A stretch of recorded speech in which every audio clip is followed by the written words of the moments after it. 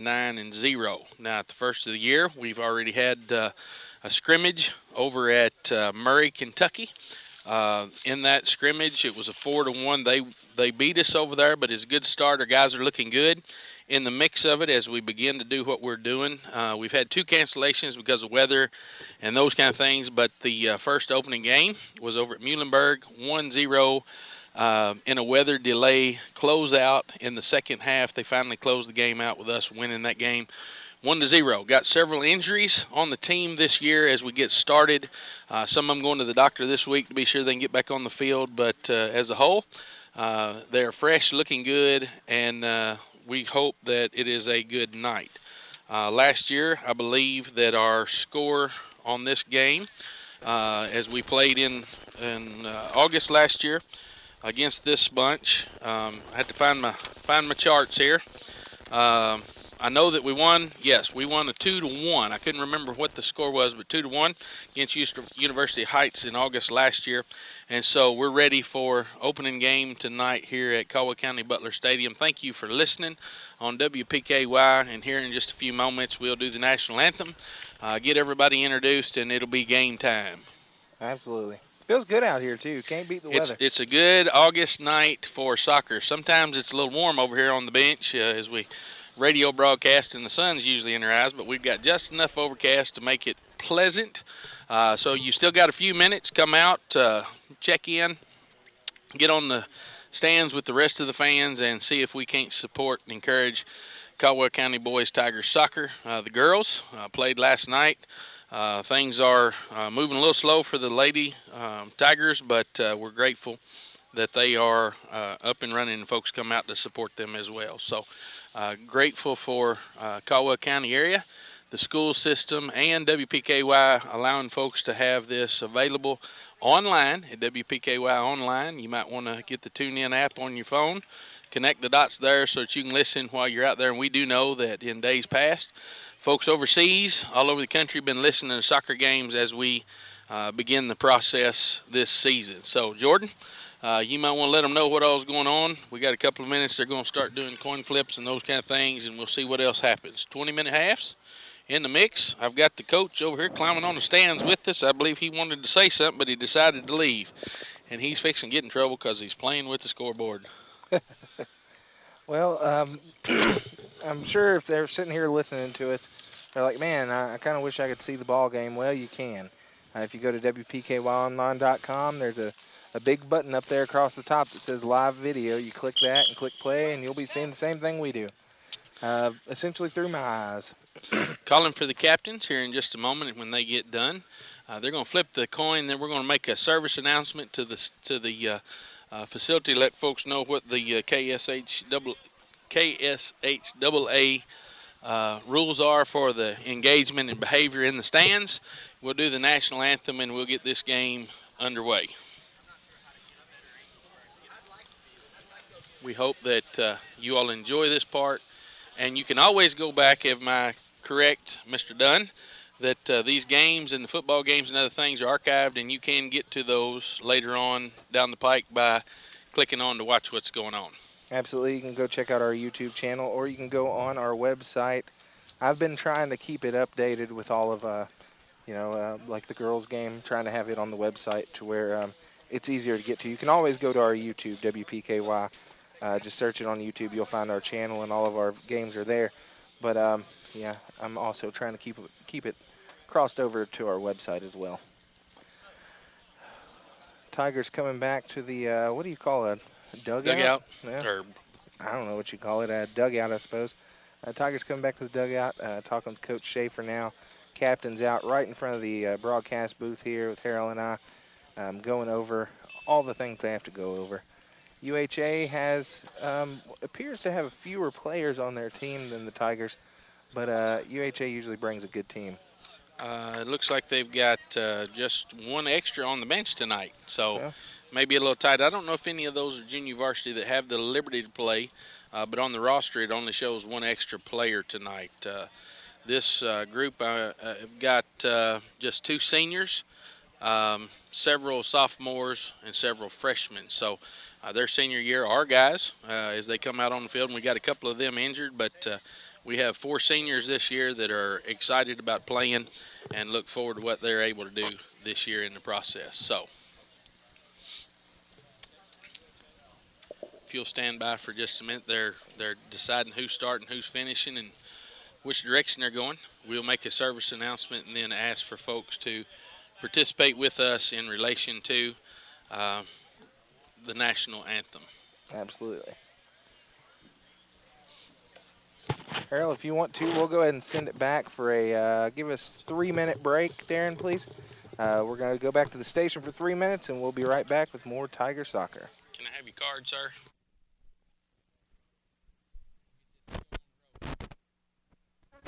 As the sun sizzles outside, come into Sandra's Gatherings and check out their summer florals and wreaths and lots of summer colors. You'll find the perfect accessories, pitchers, baskets, and vases for your country and primitive lifestyle. Sandra's is filled with the best the countryside has to offer. At Sandra's Gatherings, located at 116 East Main Street in Princeton, open 11 to 4 Tuesday through Saturday. Princeton Drug Company, 103 West Main in Princeton, proudly features low-cost prescriptions and friendly service. Princeton Drug offers in-town delivery, in-store pickup, or a convenient drive-through window. Princeton Drug has a wide selection of Christian greeting cards for every occasion. Princeton Drug is open Monday through Friday, 8:30 to 5:30, and on Saturday from 8:30 to 2:30. No deliveries on Saturday. Princeton Drug, 103 West Main Street, Princeton. Phone 365-5585. Whether it's a new addition to your home, a family vacation, bill consolidation, medical bills, starter loans, or auto repair, whatever your need might be, let ABC Finance and their friendly staff help you. ABC Finance can help you through the tough times. Stop by or call ABC Finance today, located on 62 West, the Princeton Plaza in Princeton. Phone 365-7444. Call Jody Lamb or one of the friendly staff, and they will do their best to get the money you need. Hey, what's for lunch? Breakfast. No, what's for lunch? Oh, yeah, breakfast. Breakfast for lunch? Yep. Then what's for dinner? Breakfast is. I thought you said breakfast was for lunch. Oh, I totally did. But now you're saying breakfast is for dinner. Oh, yeah, I am. So, wait, is lunch for breakfast? No, breakfast is for breakfast. With McDonald's all-day breakfast menu, which includes the Egg McMuffin, hot cakes, and hash browns, anytime is delicious breakfast time. Man, I'm heading to McDonald's. Have a good afternoon. Don't you mean good morning? I do now. McDonald's all-day breakfast menu. A reminder from your friends at Penny Oil Electric. Never enter a locked and secure electric equipment area. These areas are posted with warning signs and are locked for a very good reason. They are dangerous. You could be seriously injured, even killed, by coming in contact with this high-voltage equipment. Penny Oil Electric reminds you to stay out and stay safe. Stay alive. A safety reminder from Penny Oil Electric. Your touchstone energy to welcome.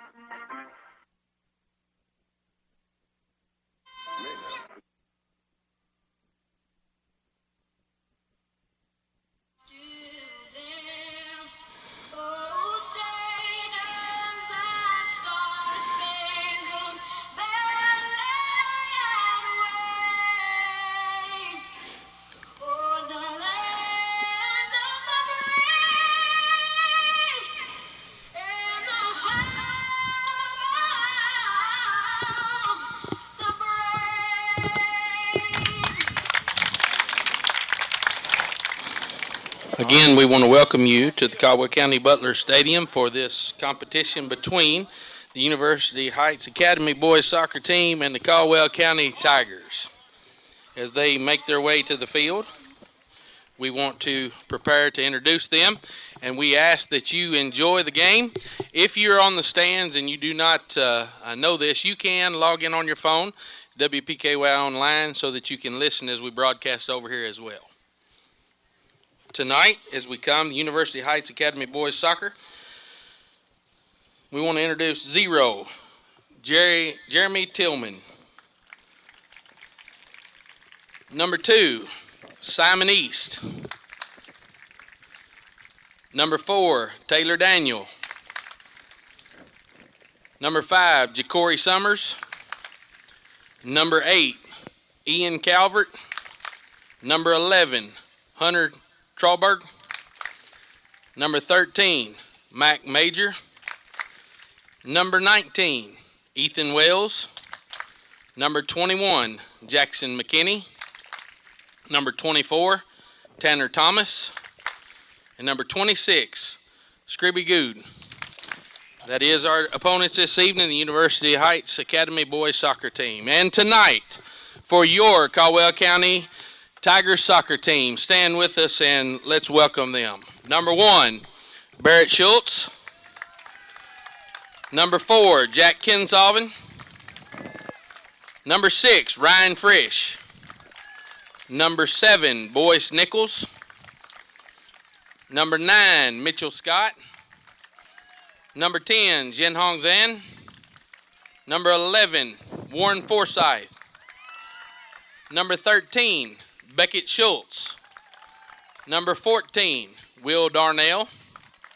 Number 15, Darian Welburn. And number 34, Garrett Smarawa.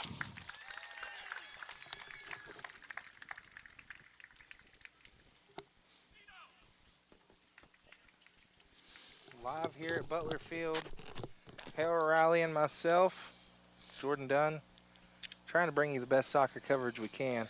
Yes, it's a little unsettling. You got to get everything rolling for the year and plugged in and ready to go. The guys are on the middle of the field getting prepared, and we're glad to be here with you tonight again. We start out the season with some things canceled this time for various reasons, weather and other things, but we've had one scrimmage, lost to Murray 4-1. Then we came last week, Muhlenberg County over in their field had a delay of game and then a closing early game with a win of 1-0, and then the other 2 games so far have been canceled. Now we have rescheduled Trigg for the 27th of September, so that game will be played at a later date. Mark your calendars if you did not know that and participate with them in this schedule. Now tonight as we play, of course, Barrett Schultz is in the back taking care of the goal for us, and he does an excellent job, as well as looks like we're going to have a 1-3-3-4 matchup here on the field. And we got some subs and some things that are going on. Jin Hong is a student that started last year, doing a very good job, scored our first goal for the year this time. The ball's kicked in. We are going, I guess that would be north on the field for the University Heights, and then we are headed towards the south goal here at Butler Stadium. Frisch is in the middle, crosses over towards Jin Hong. The ball's picked up by University Heights and kicked back to midfield. Mitchell Scott, number 9, as they get their feet on, makes a long lob down to the middle towards Jin Hong, and folks are getting their feet settled in this first part of the game. We're at 40 minutes, and somebody didn't start the clock yet, so I think we need to get somebody to do that if we could. Coach is coming to get that now. I guess he overheard me. Our guys in the backfield, again, looks like running a little different pattern. Mr. Nichols back there, been at it quite a while, a good defender, and has been a good goalie in times past. Got Jack Kinsolvin on the far side over there, and up in the corner is Warren Forsyth. Goalie comes out and almost gets plastered by his own teammate there in the defensive mode as he went after the ball. Jack Kinsolvin header back to him towards the goal. Tapped and picked up. Mr. Frisch has got a hold of the ball there, number 6. He's coming on very well. Garrett Smarava got some shin splints at the first of the year, and he's out in the field working hard with us, and we're grateful for those that are substitutes. Still have some guys on the injured list waiting for some answers, and we're going to get things happening here. Ball thrown in by Warren Forsyth, picked up and headed that way by Beckett Schultz, and Jin Hong is after the ball in the middle with the guys, and the ball's kicked out on the far side over on the bleachers in the stands with our team over there. Tigers coming out strong this start of this game. Lots of energy out on that field. Yes, it'd be good if we could get a good game tonight, give them a little boost in confidence what's going on, energize them from the rest of the things that have happened so far this year. Mitchell Scott with a good foot on it, even though he's playing on the defensive end. He's covering most of the field tonight, looks like. Warren Forsyth on Forsyth throw in, headed by Frisch, and it goes down to the far corner out over by the bathrooms if you're trying to keep up with this as far as knowing what the stadium looks like. Again, be mindful. The games are not very expensive. guys need a little support and encouragement this year, so come out at the home games if you can and be a part of what's going on. Ball kicked in. Warren Forsyth puts it down to the corner, and Garrick puts a boot on it towards the goal, and it goes out behind the goal. Again, I think folks are learning their positions. First part of the year, we're at a 1-1 win, no losses, if you will, because the scrimmage doesn't count, but it kind of lets you know that we're at a 1-1 position. Ball goes out on the far side, and University Heights throws it in. Number 4 comes to pick the ball up. They're running towards the middle, and one of our defenders there, Mr. Will Darnell, who is very good and fast, probably one of the fastest ones on the field, picks the ball up and gets it back to us. Jen Hong passing back towards our goal.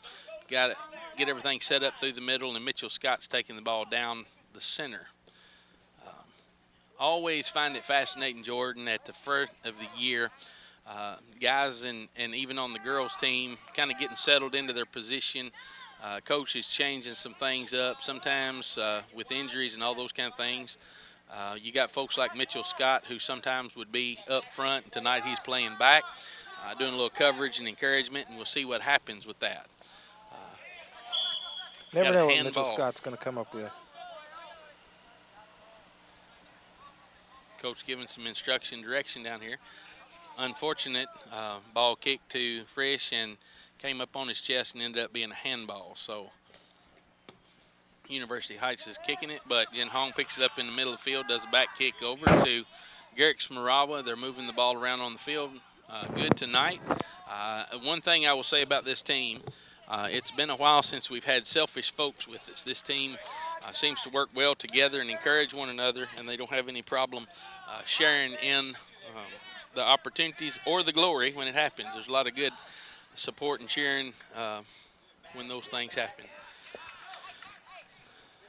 Ball in the middle, shared over, and one of their players goes down. Garrett Smarawa was after the ball on the midfield on the far side right now, out on University Heights. We're going to get a throw in from Warren Forsyth, and they're taking a couple of seconds to prepare. And because of that, Will Darnell's going to pick up the ball and throw it in. So we're about 5 minutes in, no score, and the ball's still moving. We've had the ball about 80% of the time. Yep. Tigers have got playing time over UHA, that's for sure.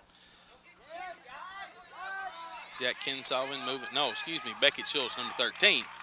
Moving the ball down towards the far corner to do a crossover and just unfortunately hit University Heights, and it goes out on the far end. So we'll pick up the ball at the corner, and that is an advantage to us. Let's see who they give the liberty of kicking it in, and that will be Mitchell Scott.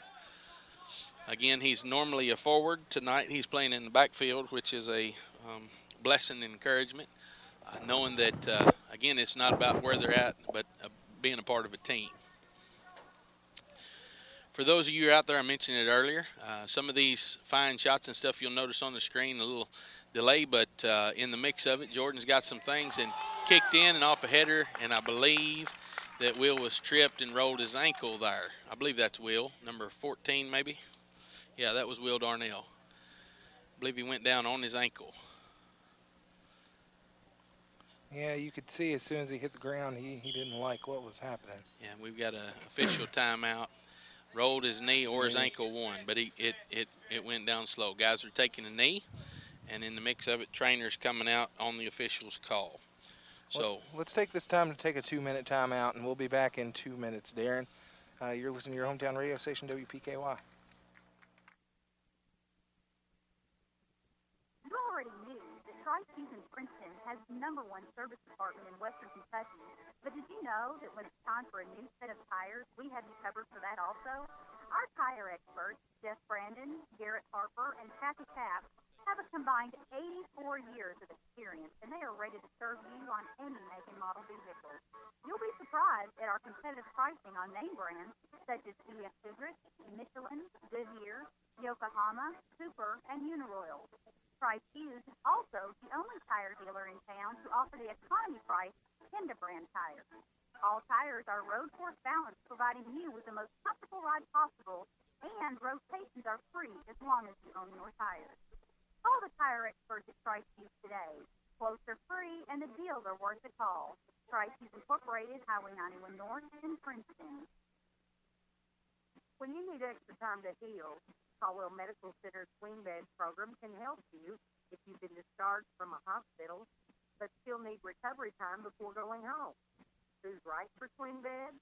Patients with recent joint repair or replacement, recovering from a wound or major surgery, patients who need acute physical or occupational therapy, patients in need of post-hospitalization pain management or IV therapy, or patients recovering from a stroke.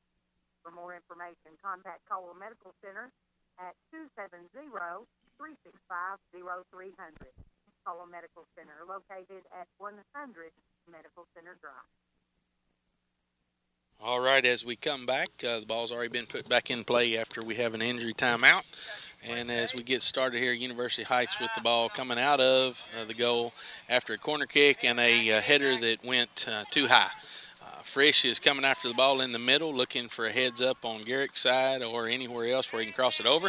Ball's pitched back to midfield so that they can work the ball again. Ken Salvin, number 4, been with us quite a while, is sending the ball back over to Warren Forsyth with a strong foot. And in the mix of that, the Green Blazers have picked it up again from University Heights.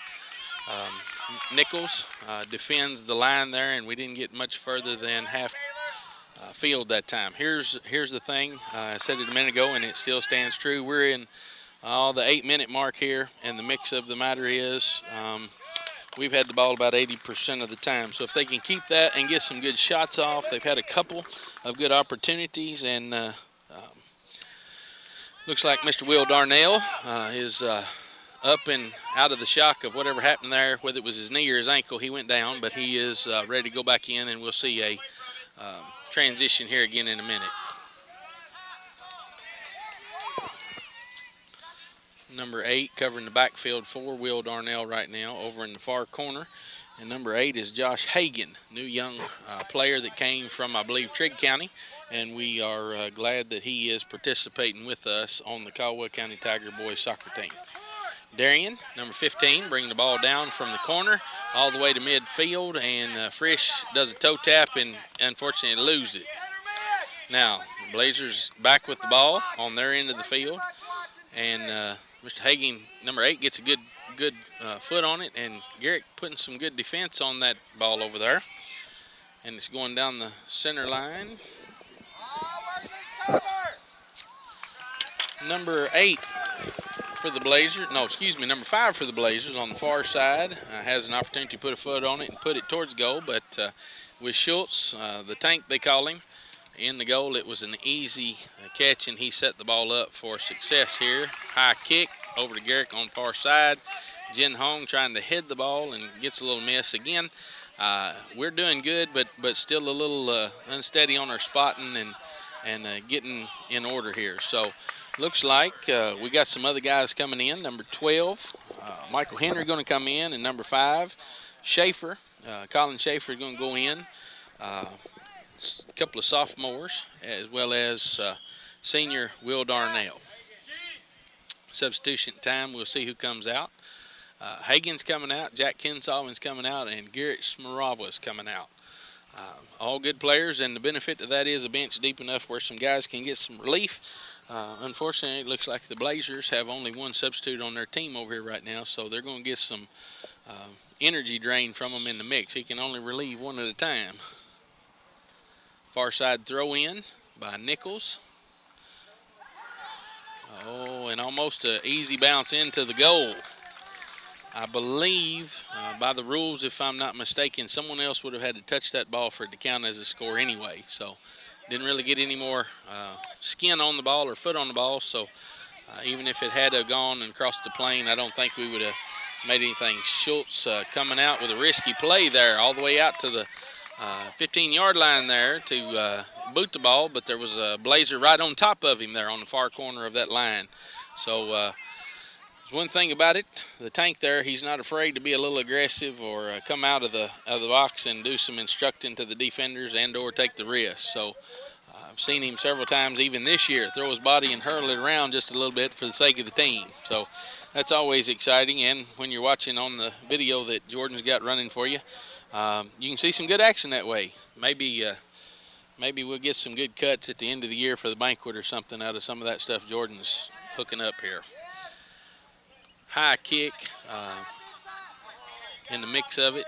Beckett Schultz tried to get ahead on it. Now Frisch has got it down center, and Jin Hong is running, keeping the motion in order, and we're still just not settling the ball down right now. I think folks are headed in the right direction here, but got to settle it down and do a little more accurate presentation, if you will, to one another. Ball boys chasing down the ball on the other side, and guys are glad to take a minute break. We've got what was the call on that? Do you know, Jordan? I missed it somehow.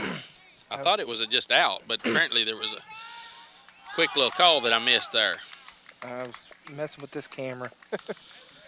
I can't hardly focus on the camera and what's going on. I'm just lucky to have the ball in focus. So.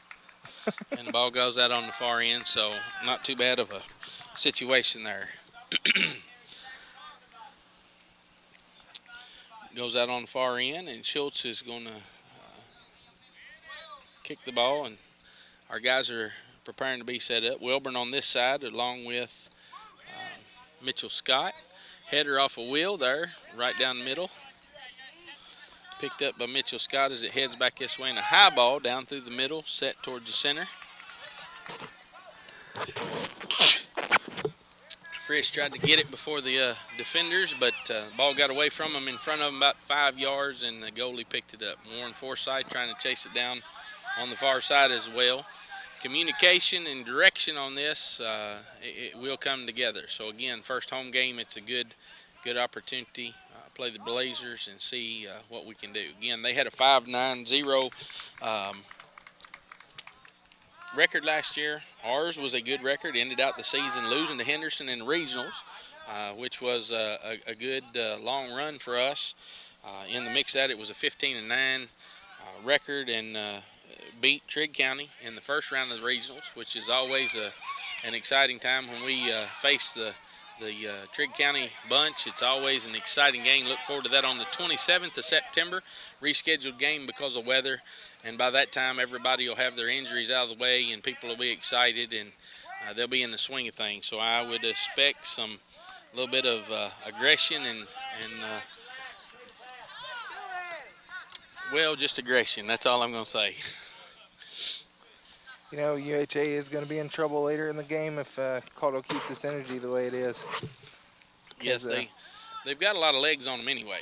And so I think the strength of our team, we do have several seasoned players. Some of them been playing since little kids, and the two newest ones would be Hagan and Jin Hong. And Jin Hong did a fine job. Matter of fact, again, I'd say this for those that are listening. Jin Hong scored the first goal of the year for Caldwell County, and we're grateful for his input on the field. I believe Jin Hong is a sophomore, I believe. No. Let's see. They've got Jin Hong listed as a senior. I need to check on that. I thought he was a junior or sophomore or junior. He does seem small, doesn't he? Yeah. I will ask Caleb when he gets back. Welburn on this side over here, greeting the ball. Kissed it off over to Schultz. Schultz in the middle, sending it down. And again, their pattern and things are looking good. They're just a little bit of a step off. Number 21, Nathaniel Paredes. He's coming in as a sophomore, a little strong kicker. He did a good job in the last couple of games. And then Ken Salvin's coming back in. So we're going to get some relief on our end of the field. Number 14 over there for University Heights is Dan Johnson. He's not gone in yet. I think they may be saving those legs for him. But in the mix of it, we'll see what happens. As usual, we're at a little disadvantage on this far end corner. We're at a limitation on our visibility on that side. And here comes the sun, too. Changes everything from this perspective, maybe not on the field. Ball goes down the far side. Number 7, Mr. Nichols, is headed towards the corner to check the situation. Could have been called a handball, but they've let it go, no whistle. So strong boot down the middle. and it's coming all the way down and going back out. Mr. Welborn missed the ball just a little bit, so they're going to throw it back in.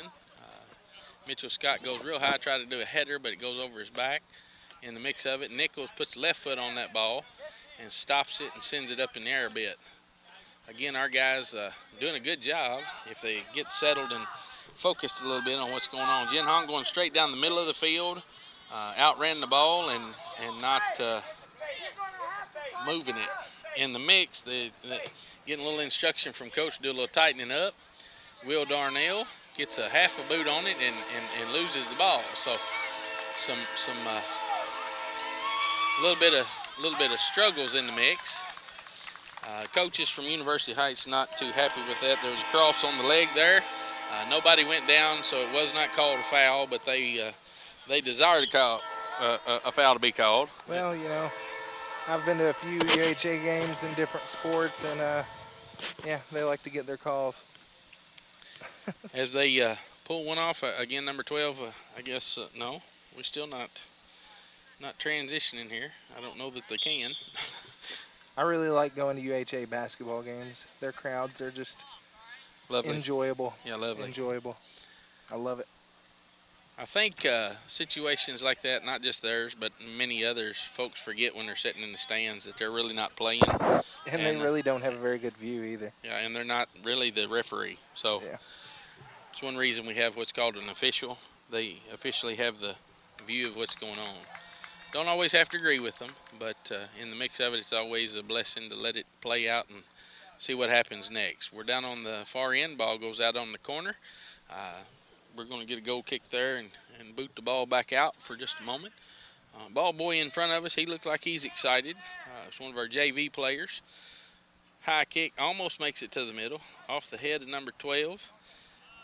I believe that was, let's see, who's number 12 this year? That's Michael Henry. Michael is a sophomore in the mix of things. Coach is letting them know they've got time. I think the main thing is they need to settle down a little bit, Jordan, and sink into what they're doing here. Yeah, I think they're trying to keep the energy up, and they're getting willy-nilly about it. Frisch was on the attack, and number 2 picked the ball up, and out of, I guess, a little hesitation, goes ahead and boots it out the side, which is to our advantage. Working on a little bit of control issue there. They are headed in the right direction, but needing control and settling down. Now, I think I need a visor. Some WPKY visors would be good. Yeah. Paredes. Nathaniel Paredes, number 21, tries to body the ball, slides down and runs out on him, outruns him. Blazers pick the ball up in the far corner for a throw-in. Our guys are down with them, set up and ready to go. Running basically a 4-3-3-1 setup with the goalie in the back, and works pretty good. And again, they're transitioning quite well with the need. The ball's thrown in over towards the box at the goal, and Nichols gets a foot on it, goes out the backside, which means at this point we get a corner kick from the Blazers. They're going to set up, and they're setting far out, so they're going to move in quickly rather than set up inside the goal. In the mix of that, almost dropped the ball. Had a defender and the goalie missed the ball on a simple setup, one man, but they've got it out, and Warren Forsyth's got the ball going down the far side, going to cross over to Frisch, but the ball's picked up by number 2. Again, placement and just settling the ball down seems to be a problem right now. Still, we're running at over 75% of control of the ball, which is good, and probably about 75% down on our end. Now, the last couple of minutes, it's been different. We're at the... Yeah, that's what I was about to say. It's become more of a UHA game the past couple minutes, but Tiger's still with that energy. We're still at 0-0. I think we're actually at about 22 minutes in. We're a little off on the clock, yeah. So official timing. Ball kick from corner, and of course the tank, Schultz, has got his hands all over it, and he's sending the ball high and down to the far side. Schaefer gets his foot on it, puts it in the air, and sends it back. Now, Ken Sullivan working the middle of the field, looking for an open spot, picking it up and putting it over to Forsyth on the far side where he sends it all the way down, close to the middle. But Frisch, who's the intended for the last couple of times, is getting tangled up with two guys, number 2 and number 11 from the Blazers. To the point he looks like he might be a little frustrated. Jin Hong trying to get in the mix of things with the header there and attacking the ball on number 24. Schaefer putting his feet on it as number 5 tries to get it down the field. Strong boot off of Will Darnell. Goes off the back of their player. Stayed in and booted to the midfield. And communication talk, they're getting it in the right direction, but it's just not following through. Jin Hong handling the ball, stopping short. Got a little foul on number 13 from the Blazers against Jin Hong. Giving our guys a few moments to tighten up there and get set for what they need to do. Soccer not really a sport where the scoreboard reflects what's going on out on the field, but Tigers still coming out with a good game today. Yes. Still 0-0. We're about 15 minutes left in this half. Referee stepping off the spotting for a blocker there. Everybody's in good shape, and here we go. Nichols high and almost to the top post on that. We have Schultz, and in the mix of it, we have Josh Hagan going in. Will Darnell and Nichols are going to come out, Boyce Nichols, to take a little breather in the mix of it. Probably get a little instruction as they do that. Boyce is a good defender, so is Will Darnell. Got some strength back there and speed as well. Ball booted by their goalie, taken up by number 24 and headed downfield. Header by, I believe that was Henry that put his head on the ball. Schaefer on the far side wrestling with a number 5 on the field, trying to get the ball up the field in the mix. Number 5 from their side takes a strong block from number 13, which is Ken Sullivan. Stopped that ball dead short where he was at and moved it on, and you could see the frustration on his face, especially when he pounded the ground in the mix of it. Jordan, as I'm looking out across the field here and seeing some things, you asked me who's going to help me up here. Yeah. And I just saw somebody we're going to give a good shout-out to if he'd be listening, and that's Mr. Janina down there. He is a sports enthusiast. He's at just about every sporting event you can find in Caldwell County. He is a Caldwell County Tiger at heart, and he might give some fill-in on this at some point, so I'm going to harass him later for those of you who are listening. Who is that? That is Mr. Janina. Raymond Janina? Yeah. I've never heard of him into some sports now. Everything from tennis to the football games to this and some basketball. I don't know that he's missed a home game, soccer game, unless he's out of town in probably 5 or 6 years. Really? So, I know he had a son that played. Yes. He played with my son their senior year. Yeah. Both of them may have played. Logan might have played too. Yeah. Uh-oh. I can't remember. Got a whistle offsides. Offsides. So even though we had the advantage in that, we get the second advantage. As we get a mouthing, a little bit of problem with the conversation on the field, and the ref says this is not going to happen. Yellow card and arguing with the officials. Number 14 has come out. Number 21 gets called with a yellow card on the Blazers side for arguing with the officials. Sometimes life is a little frustrating. But depending on the referees on the field, that card comes out a little quicker for some. A little control and a little encouragement to not get out of hand. And as we've said before, some teams have the liberty to get a little out of hand a lot quicker than others. So, ball heads down. We've got caught up with a little back kick flip from University Heights there after they attacked the ball. Number 8, Henry's attacking there in center. Moved it back down to Jin Hong. Jin Hong puts a boot on it. And a little body contact going on now. We're at the about the 11-minute mark on this.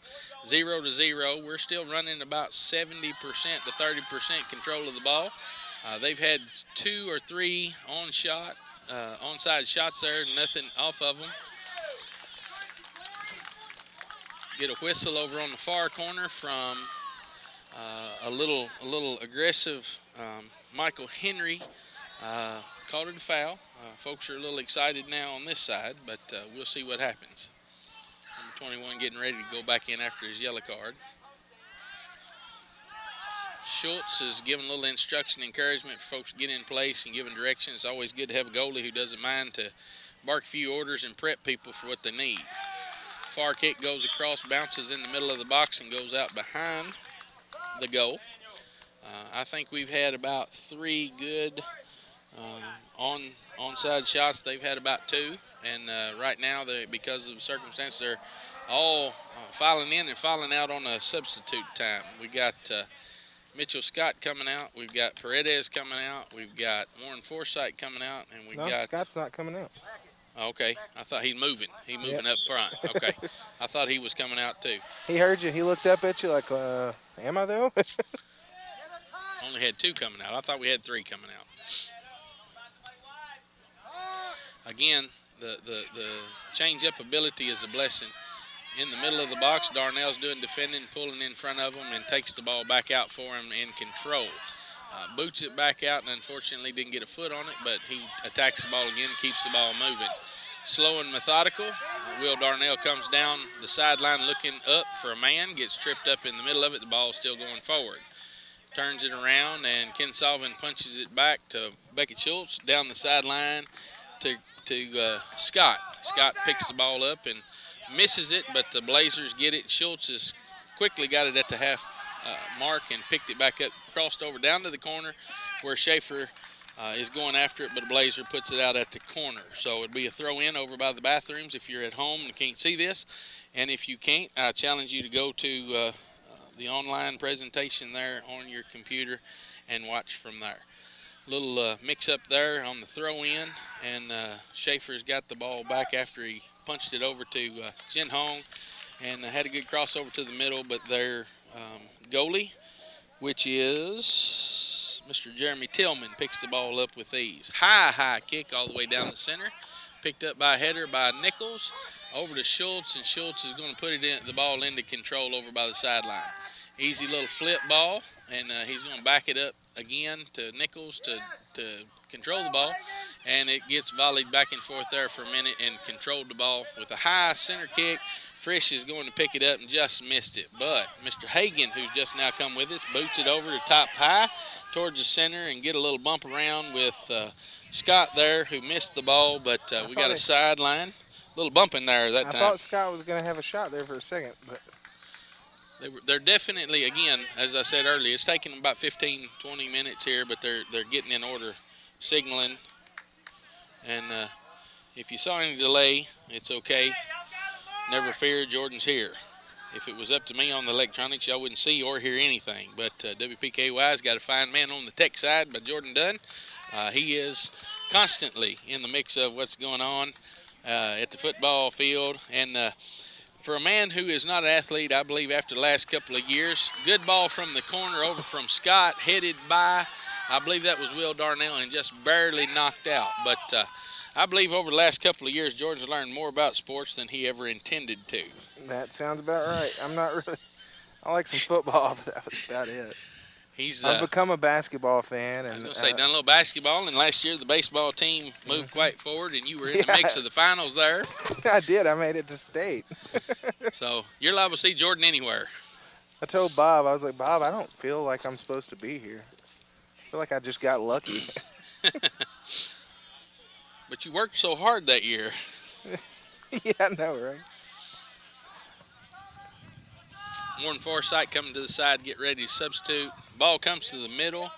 Nichols punches it over to the sideline to go down to the corner for Schultz, and Schultz sends it over to Scott. Scott's working the ball in back towards the corner, working towards a goal, and he puts it to the middle, and Frisch gets a toe on it, and it's stopped right there. Good work. They've got their head on, and they are looking good. A little frustration on their face because what they're doing hadn't worked yet, but they need to they need to continue to just keep working the ball the way they are. That's about the 6th shot for them, 7th maybe. I was about to say, since they've gotten those shots so back-to-back there, Mitchell, that's something they should be proud of. I might see if I can get Caleb to give me the book here in a minute, and we'll find out what that looked like at the halftime. 8 minutes to go, roughly, in this half. Mitchell's coming to the side for a throw-in. No, Schultz No, coming. he came out. I got you. Scott came out. I got you. I forgot they blew the whistle. My bad. They're over here in the blind zone.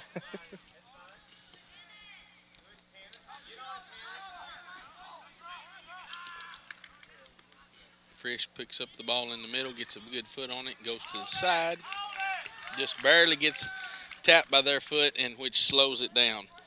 But I will say this again. They're looking good and methodical about what's going on. Just a little time and a little more footwork on it. It's always good to have a game like this as you start in the season. Kind of gives them an opportunity. Ball fourth, got 4 Blazers on the middle of it, and Frisch trying to get a good foot on it. They're at the top of the box there and looking for a good shot. One thing I'll say, seem to be communicating well out there as they're doing it. Ball's going to be thrown in over here in the corner. Not sure who that is. Schultz was throwing the ball in. Frisch getting tangled up with several Blazers out there. Several of our defenders there to receive the ball, and Darnell puts a good foot on it, puts it back down the sideline, so we got some time to work. In the mix of it, Becky Schultz puts a good foot on it. Header off of Frisch, a little too far out, but I will say this, that Jin Hong was right there if the ball had dropped to have a good foot on it to put it in. So, in the mix of things, looks like Mr. Dunn's over here doing some rebooting and I thought I lost my stream there for a second. reacquainting I things. might have for a split second, but we're back up. Young man off of the Blazers jumps way high over the top of the back of Hagan. Schultz comes way out of the box, retrieves the ball, and in the mix of it looks like a little dramatization on the fall over there, hoping for maybe a pulled card, but everything was safe and secure. So high kick to the middle, picked up by the Blazers there. A little tangle up there in the middle as they come to the ball. Again, number 12, Michael Henry, and then our other young man, number 8, not got a lot of playing time last year, but they're looking a little strong and a little aggressive in there, which is the way you get playing time. Darnell's kicking the ball down the sideline all the way past the middle circle. Unfortunately, they picked it up with a header. Henry's picking the ball up there and keeping it moving. Ken Sullivan coming down the side with their player towards our goal, trying to defend them off. They kick the ball and it goes out on the far end, which means we're going to have goal kick coming back out. A little time for a breather there as they get going. We're looking at about 4 minutes left in this half. We're at 0-0. We're running about 75% of the time on our ends. Changed up a little bit in the last few minutes, but we're looking a little better at bringing the ball together. Ball goes straight through the middle of 4. Jin Hyung picks it up and getting a lot of shoulder in there. And on the far side, it's evident that there's some folks not happy with that on the Caldwell County bench. A little louder participation. Mitchell Scott coming back in. Warren's coming to the backfield. Schultz is going up front to the front line, and Mr. Michael Henry's coming out. So we're doing a little swapping up again, little presentation of getting things in order. And the referee has told Mitchell that he's got to pull I guess it's a silicone bracelet or a Fitbit or something off there. Yeah, it was one of those silicone bracelets. Apparently they didn't catch it earlier, but he might have had his sleeves down earlier. Yeah. A lot of rules, and sometimes we think, but that's better than having a wrist broken or somebody else's finger broken or some of those exactly kind of things. That's what could happen there. Get hooked in there in the middle of some close play. To be quite frank with you, I'm a sissy, so anything they tell me like that, I would have participated in doing. I don't like pain. You've seen my ring, haven't you? I have one of those rubber silicone rings. I saw a picture online one day of a guy who had an accident with his metal ring. It'll take your hide off. It'll take your finger off if you're not careful. Yep. I was like, well, never going to have that happen. You got a corner kick, and Scott's going down for the corner kick, and Garrett is coming back in. Garrett Smaraba, number 34. Senior this year. I think this is his 4th year. Got some starting time already this year. And that's always an encouragement for a senior. Even if he doesn't get a lot of time on the field, he's getting some time, and he's getting some start time in the first couple of games, and it's a way to get in there. Worked off of a header. Nichols came into the center and almost booted in, but went far out on the corner there. For those of you that are listening, we're at 2-minute mark, so here shortly we'll be at halftime. We'll go to the sponsors and check out what they've got to tell you.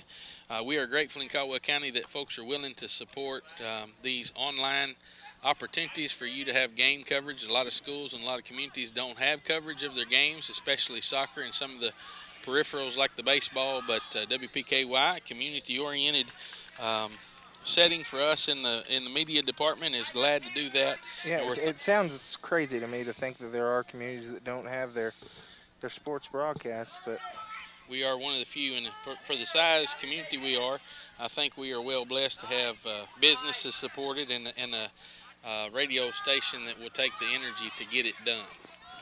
And I'm thankful myself to have the liberty to be asked to be a part of that, to support and encourage the community and support the team. So we're glad to be online tonight. Keep watching. Down on the far side, Frisch is going towards the corner with the ball, boots it over Schaefer. Schaefer crosses over, and Garrett gets a high foot on it. Ball goes way high. He did a sweeping kick instead of a pointed kick, but it looked good. Either way, I thought it was going in there for a second. That's about the 7th or 8th good kick. Official time. I don't know where the stop button is on the clock, or I get it. We're under the 2-minute mark for sure. Probably less than a minute based on the timing. We're 0-0 right now. Had a good opportunity there in the mix of things. Booted down, and I know we are. We're under the minute mark on the official time over there. Oh yeah. 0-0. Had a couple of stoppages, but I'm pretty sure we're right on target on that 1 minute 20 seconds. Oh, another strong shoulder there to the back. That's happened 2 or 3 times from that side. It's been Jin Hong. Jin Hong's an aggressive player and fast, so that really draws the target to him, if you will. And some of this can get a little frustrating on another team as much as we've handled the ball and held the ball. Officials tonight don't have their names listed down, but we're grateful for all of them that come out, travel the west end of the state to be sure that these things are happening. I've noticed this year there's not a whole lot of officials. I've seen the same ones few games that we have done. Ball's thrown in on far corner. They're getting tangled up there in the middle. Ken Sullivan takes the ball away and heads it over to the far side, and Forsyth picks it up, taking his time, moving it down the field, looking for an open spot. Centers it through towards Jin Hong, but not high enough. Ball's kicked by the Blazers at a high rate of speed over to the top row, and I'm glad nobody was asleep because they might have ate a ball tonight. Those that are listening need to check out things and go over to the concessions and support that way. And I challenge you. You got halftime's up, and here we come. So in the mix of it, if you get a chance, come out and see the last half of this game. And don't forget the schedule. You can catch that every week in the newspaper as well as football schedule. This is Tuesday night. This Friday is a home or away game. It's home against Franklin Simpson. Home against Franklin Simpson, so be prepared to come out. Had a rough night last Saturday night, weather and all. Just didn't work out for Caldwell, but they look good. And so come to the home field, see what happens Friday night out here at the Cab Stadium. Now, golf is in action tonight in Mayfield at Mayfield Country Club. Girls are in action right now at UHA. I'll try to find a score on that maybe. All right, we're 0-0, and we are going to take a break here. I think Jordan's going to send it back to the studio. Yeah, let's do like a 4-minute break. All righty. If that sounds good to you. Darren, give us a 4-minute break. We'll be right back after these messages. You know that horrible feeling you get when you realize your debit card is not in your wallet or on your desk or anywhere? I'm Ty Engelbright with First Southern National Bank, and you no longer need to worry. All account holders now have the ability to temporarily turn debit cards on and off using our new mobile banking app. Download our new app today to start using mobile deposit, debit card on-off, and many more great features. First Southern National Bank, member FDIC.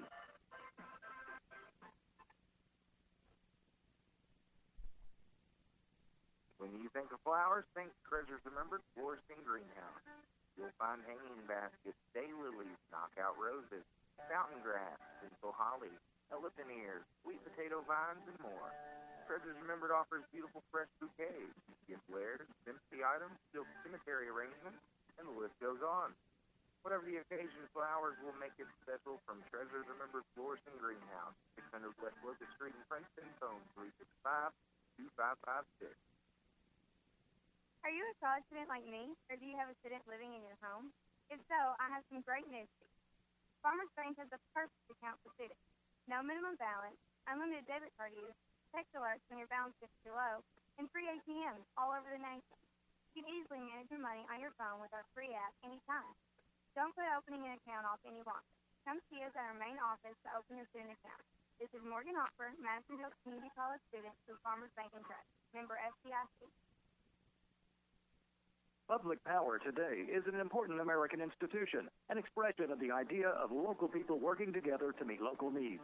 Your Princeton Electric Plant Board lights up homes, businesses, and streets with public power, electricity coming from a community-owned and operated facility. Their purpose is to provide reliable and safe, not-for-profit electricity at a reasonable price. They exist to serve you, their fellow citizens, friends, and neighbors, and their loyalty is to their customers. Princeton Electric Plant Board continues to make Princeton a great place to live and work. They are hometown energy working for you. Potosino on the Marion Road in Princeton is the best place to experience delicious, authentic Mexican cuisine with an extensive menu that has something for everyone. Do some local favorites like fajitas, chimichangas, burritos, and Maria's favorite with rice, grilled onions, and peppers, chicken, shrimp, steak, or a combination topped with Potosino's mouth-watering cheese sauce. That's Potosino on the Marion Road in Princeton, phone 365-3848. Folks, I'm the extra crispy colonel from KFC, and it sure is hot out. You could fry an egg on the sidewalk, but you can't use the sidewalk to freshly double-bread 3 chicken tenders and fry them up to an extra crispy, juicy finish and serve them with a biscuit, mashed potatoes, a cookie, and a drink for just $5. You can only get a real meal like that in my extra crispy tenders $5 fill-up. It's 100% guaranteed not to be fried on sidewalk. KFC is extra crispy good. Pricing and participation may vary. Landmarks come and go, but those that stay around are the ones with substance and solidarity. That's why you'll find Fredonia Valley Bank operating as an independent bank, locally owned since 1894. The folks at Fredonia Valley Bank feel the need to develop and maintain progressive relationships with their customers so generations to come will benefit from the rewards and service at a hometown bank. At Fredonia Valley Bank, it's not about the building. It's about the foundation of trust and commitment to our customers that we base our future growth. Stop by and see us today or give us a call. We're here for you. So to Cassidy Avenue, Fredonia, Kentucky, and 226 Commerce Street in Eddyville, Kentucky. Member FDIC and equal housing lender. All right, we're back here at the stadium during halftime.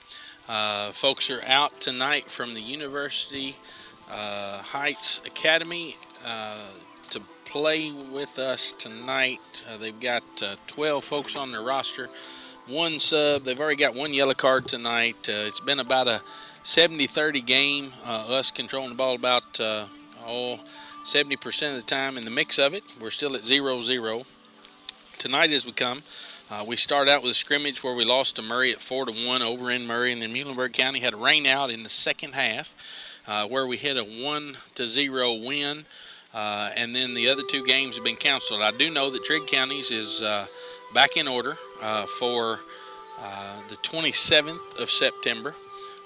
In the mix of it, we've got a game Thursday evening, and I have to be honest with you, I wrote that down, but not on this schedule, and you may know who we play Thursday night. But that would be Dawson Springs, and that's going to be a 5:30 game. 5:30 game. Varsity only. So come out 5:30, get you snacks, and enjoy yourself in the mix of it. At the same time, got a good schedule coming up. I think the 27th on Saturday, there is potentially another tournament coming up. We'll see how that goes. It's kind of one of those at-fault dates that they put on the calendar just in case. But next Tuesday, we play Paducah at St. Mary's. That's a 7:15 game. And then also, I believe that one's here, as well as the next, I guess the next 3 games are at home. Fort Campbell, Lyon County. That ought to be a doozy. It always is. And then towards the end of the season, get ready for district tournaments and regionals and, of course, subsectionals. Now, last year, as we closed out with a 15-9 season. In the season in the regional tournament against Henderson at 6-0. It was a good season. They beat Trigg County to get there in the opening match of the regional finals. And in the mix of that tonight, University Heights is 5-9. Last year as they closed out, I don't know if they've even had a game before us that I can see.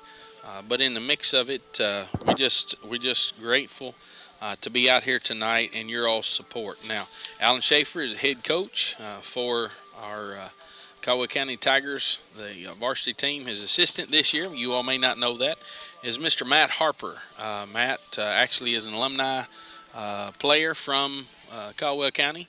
That being said, they're already. I was going to school. All right, when Dunn was going to school.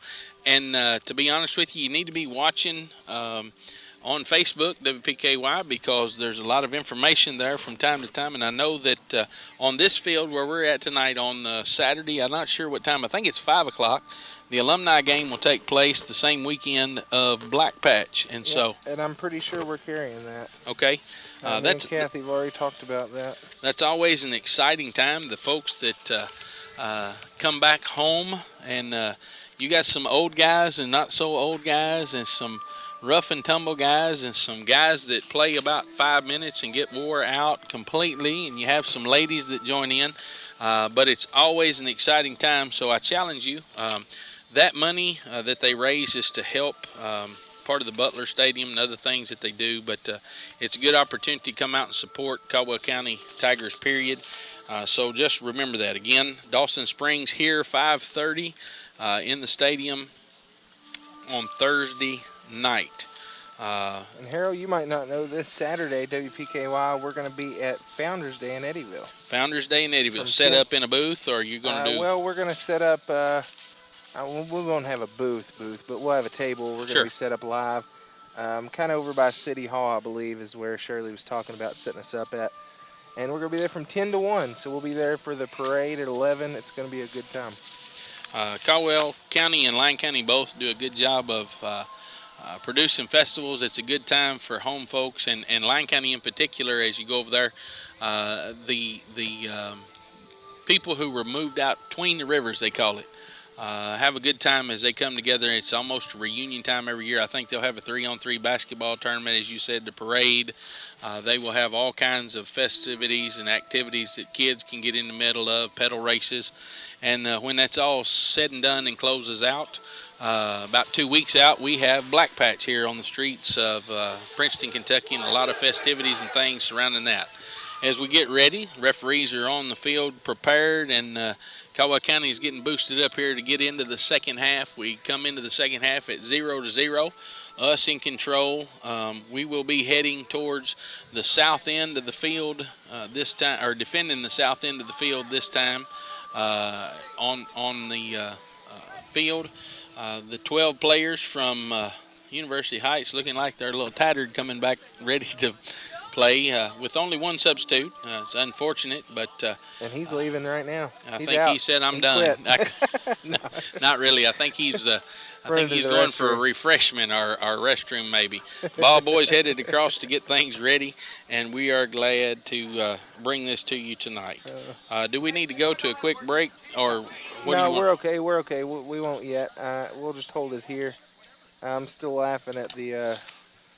As soon as we start talking about the one extra UHA player, he's headed to the bathroom. He took off. So they'll just have to take it for a minute. I'm going to get the attention of the referee so that they don't forget their card. And, hey, guys, so we don't forget this in a minute, one of y'all want to take that? I'd hate for y'all to get to another field and nobody have the information. I ought to have it memorized. As they're taunting one another at the moment. Now you've turned them against each other. Referees. Way to go. And it was a good game, but now even the referees are upset. there is a lot that goes into the safety and the encouragement of the students, and you know, our athletes are important. Education in particular is at the high end of it, but the energy and effort that's put behind these young students having an opportunity to get out here and play is a good thing. Come out and join them. It doesn't cost much to get in, and it's a good support to the kids and encouragement to them. Now, whistle going to blow. We get the ball first, headed towards the north end tonight in the second half for us. 0-0, 40 minutes, and Schaefer's going to start the clock now as the whistle blows. Ball goes back a little bit so they can set it up. Warren receives the ball. They're going to move it around Darnell. They're going to try to draw the Blazers towards the backfield before they start moving it. And I think part of that is because of the need for the Blazers to not move their feet too much. They weren't moving towards the defenders quite that much, and it might be the ploy to get them pulled down here so they don't have to deal with so much. Jin Hong receiving the ball over at the circle. Pitches it back over to Frisch, and he tosses it right back as they move it forward. Heads it over to the far side, and it's centered up, and Jin Hong tips the ball with his toes. Blazers all around him, and it's over this side where Schaefer attacks the ball, knees the ball, and it goes out. Again, I think they've settled in just a little bit. Little bump and go over here on the sideline. Soccer is quite a physical game. Maybe why we have several guys that are sitting on the sideline tonight with some physical injuries. Not too bad. In fact, Caleb Riley, senior, will be going back to the doctor getting order to see about getting on the field soon this week. Others have had some shin splints and some knee troubles and some difficulties. It's a tough game. So as we move into this second half, we're about 2 minutes in. Again, we've controlled the ball quite a bit. No more shots on their side yet. The ball comes out. Schultz goes for a dive and gets tangled up with one of the others. Our defenders help him out, and he recovers and is able to stop that shot that comes in on the ground. Schultz is a beast. They call him Tank sometimes, and he is after the ball and not afraid to hurl his body to get it. Blazers taking their time, sending it down to control it, putting it towards the middle, and ball taken away by number 13, Beckett Schultz, sent to the middle. Jin Hong tosses it right down the middle between them. Little toss across where Frisch should have had the liberty, but he wasn't far enough up to punch that ball in. Goalie comes out, picks the ball up. High ball towards the middle. Doesn't make it over the line. They pick it up, and Mitchell Scott right on the line boots it, and it's called out anyway. So going to have a throw in on the other side. Blazers move down, and they're not moving too fast on the energy side. Only have one substitute on the team, pushing things forward, and it's a struggle. So you will probably see in the next few minutes a little frustration on their side because of that. Referee letting them play. I wouldn't say too rough, but they're definitely physical tonight. Schultz comes out to boot the ball, drops it right down in the middle, and Blazers pick it up. Beckett comes to meet the ball there. Stopped by Warren Forsythe on this side in our shadow box that we've got over here as a position we can't see from. Ball tossed down the side. Schaefer picks it up, knees it. Collins tries to send it back over to Warren. Warren takes control of it. Boots it to Jin Hong. They tie up a little bit, but the ball's still going in our favor. Passes back just a little bit, and Ken Salvin darts it over, headed towards Schaefer, but picked up by the Blazers. Ball kicked high up into the window of the big building. I've just been waiting for us to get one straight to our face because I'll be staring at my camera. I will try to warn you, Mr. Jordan, but I'll listen for the girly shriek. My only frustration with that would be is I hope they don't knock my tee over. Mitchell Scott picks the ball up on the other side, and he's going down looking for a crossover. Takes it far down into the inside, boots it back, picks it up, and gets it to Beckett Schultz. Schultz is trying to twist the ball there with several green shirts on him. Ken Salvin pulls the trigger way far out, bounces the ball all the way through, and picked up by their goalie. Not a bad turnaround, but a little closer would have been better for that shot. He's about 30 yards out. Ball high to the middle, picked up by number 5 of the Blazers right here on the header, but knocked out, tangled up by Warren Forsyth, and we picked the ball up for a throw-in right here at midfield. Toss backwards to Will Darnell. Tossed around, really using and communicating out there now.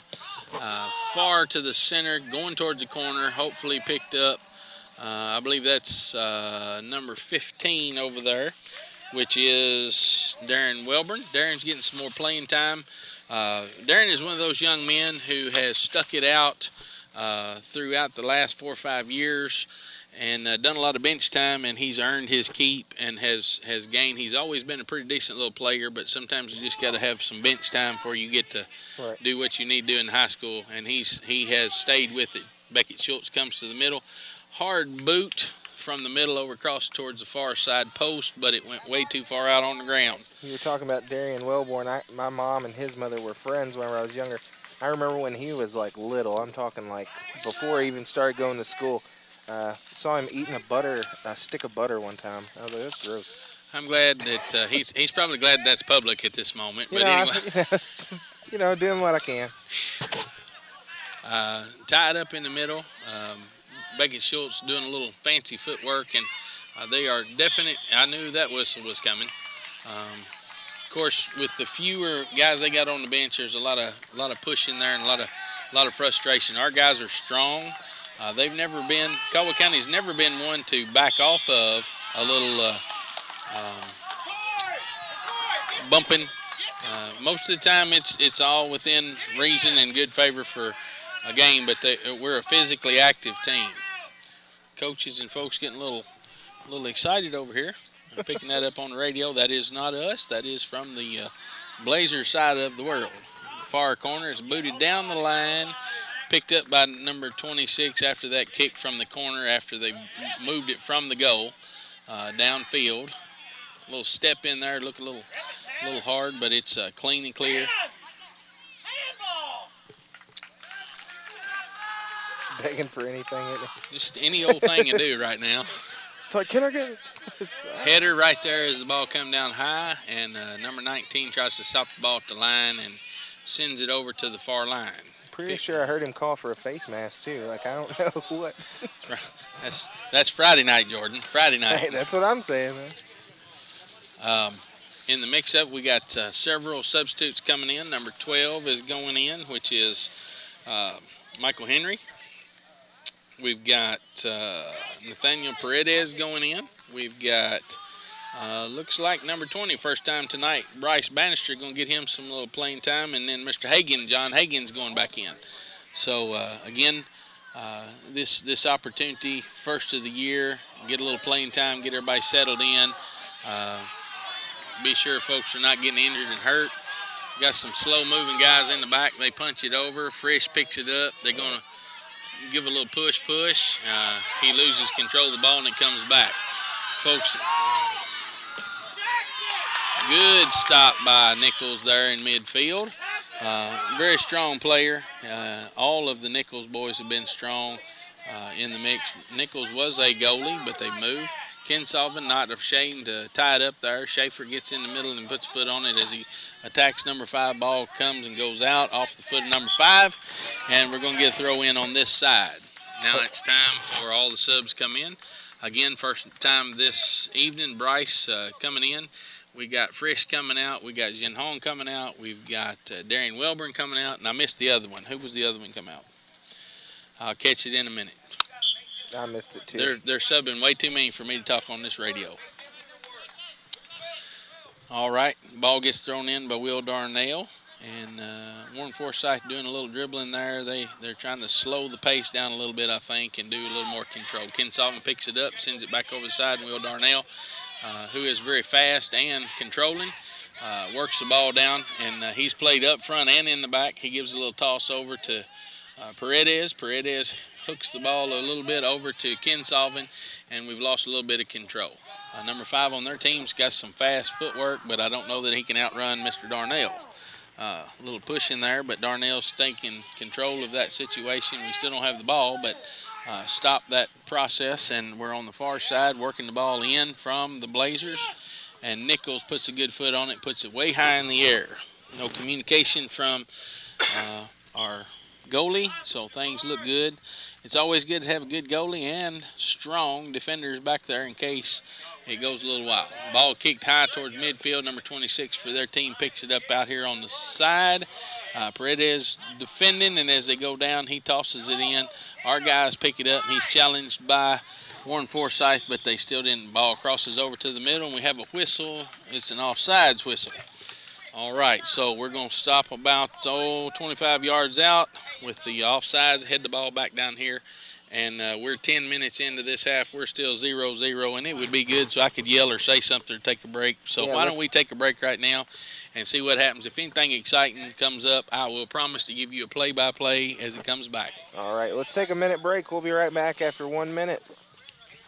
Planters Bank, located at 208 North Jefferson Street, is locally owned and operated with a strong, sincere focus on customer service. Planters Bank has a diverse team of seasoned professionals in Western Kentucky and Clarksville, Tennessee. Since first opening their doors, Planters Bank has made a name for itself as an energetic player in the financial services market. Stop by and talk to the friendly folks at Planters and find out about the YouTube Rewards program. Planters Bank, member FDIC, and equal housing lender.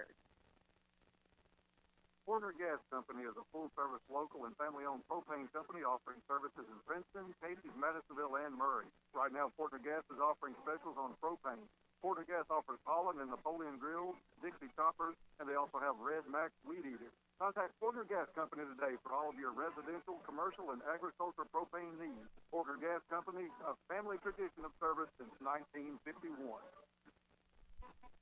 Right. All right, back to Butler Field here with 11 minutes into the game. Caldwell County has got the ball after a quick little break there, and the referee's getting in the mix. Ball kicked by Ken Sullivan, and for some reason the referee kicked the ball as well. I think it was an accident, but we're on our end of the field. I saw that same ref a few games ago have the same thing happen. It's not near as good as the time the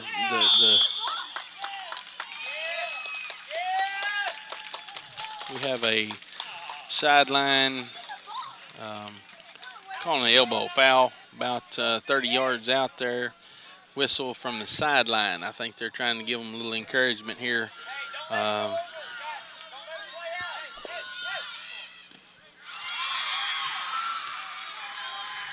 Good ball, but goalie knocks it out, didn't get control of it, ball's back out, and we kicked it back out. But Schultz is a little frustrated with defenders. Everybody looked like they were missing what was going on there, and he was surprised nobody else had any. All right, a little tangle up there, and it's a tit for tat. We had a little tangle up going down. Now we got a tangle up coming back this way.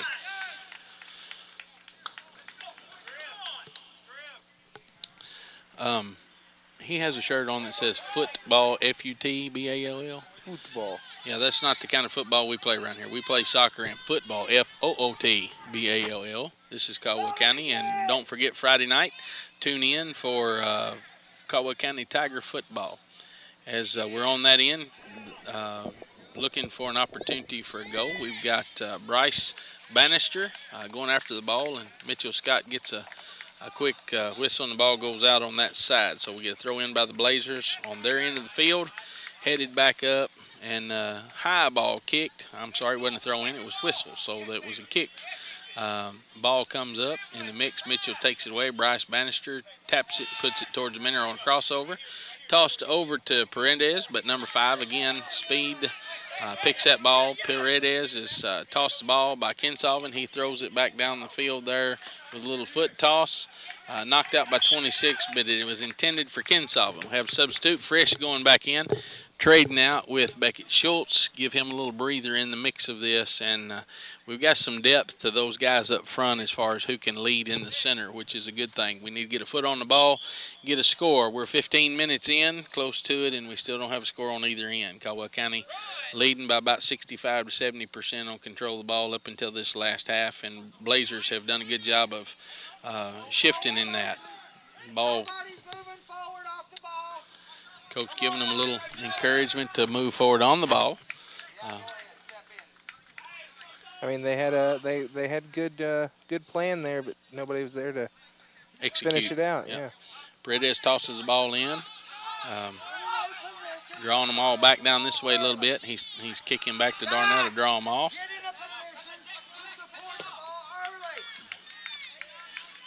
Crossed way over, far over, and pulled many Blazers back down here off the defending end, and then tossed it over to Mitchell Scott. As we're here, I believe somebody's getting a telephone call. I heard it. One of us is, anyway.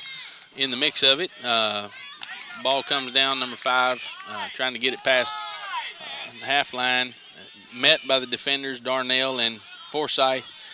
Pretty easy for them to pick up control, and he taps the ball over to Schultz. Schultz puts a foot on it, brings it back down to midfield. Headed by the Blazers, number 5 picks the ball up on the far sideline.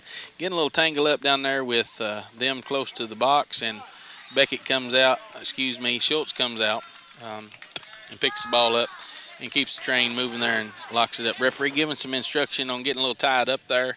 Again, you get this far in, it's a little hot. We're 15 minutes in the second half, 0-0, and folks start getting a little aggressive. So just got to watch the details in that, not get too tangled up or too. Oh, got some shirts. Jersey grabbing.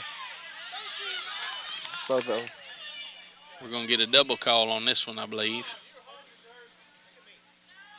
Getting an instruction from the ref. There are some referees that give them some good instruction. Calm it down before it gets way too far out of hand.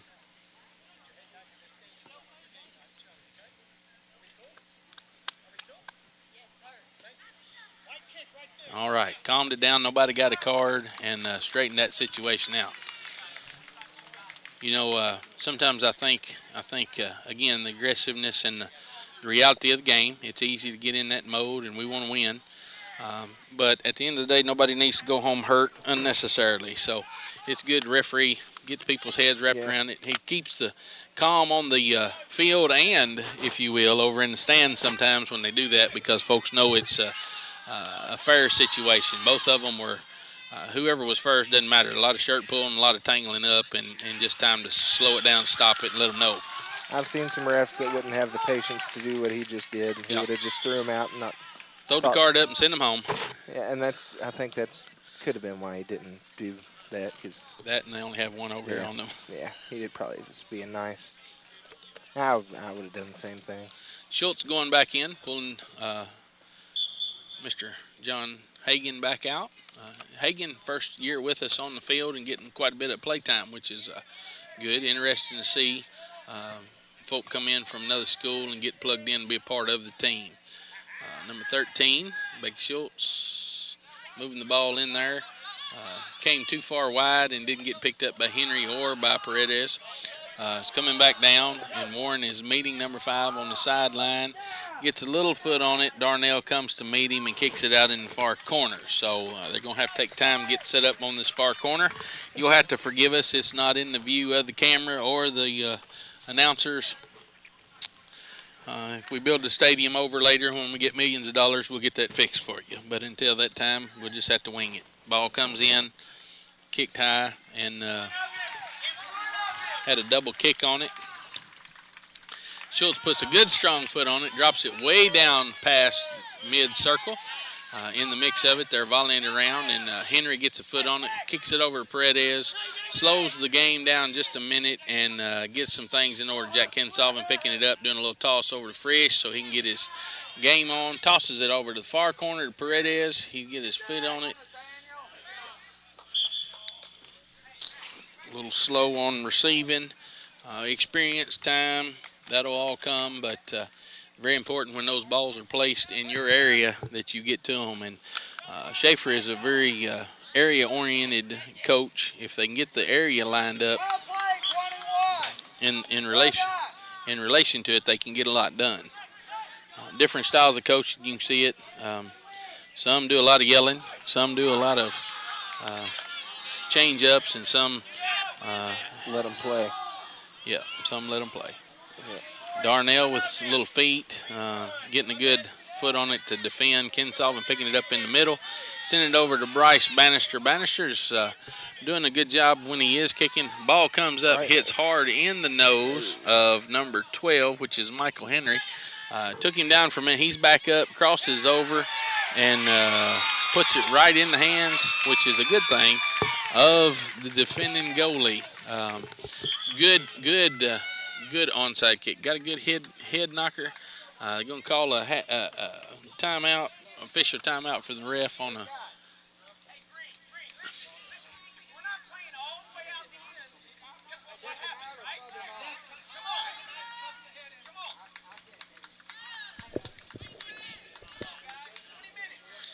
He got a head knocker, so it's a official.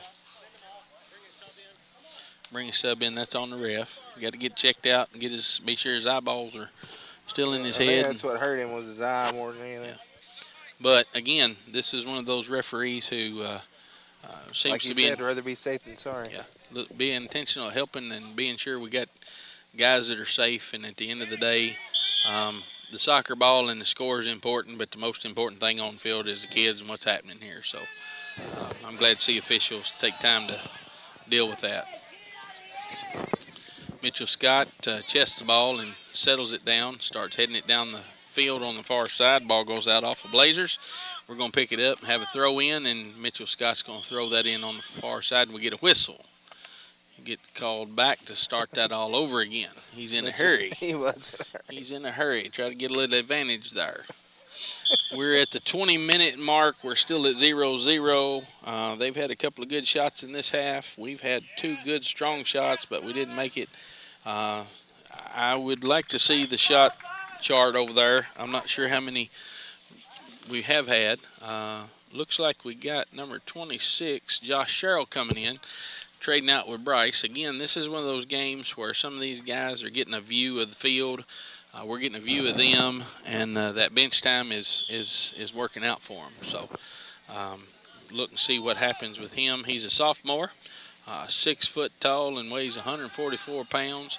He's lean and tall, but I don't know about mean, so we'll see. Ball picked up by them, headed by Nichols, back down to the middle. Tried to pick up by Ken Salvin. Number 4 in theirs tried to take the ball away, and he took a roll. They stepped in front of Schaefer there and took it away. Now, I will say this. They may be a little tired, but it seems as though that the Blazers have not given up on the aggression part. And for the most part, foot to foot, they may have as much skill as us, may be outdoing us just right now with our subs that are in. Ball kicked far over towards Paredes, but number 5 gets in the way of it. Schaefer's attacked and chasing the ball with them, picking the ball up, and they're moving through pretty easily.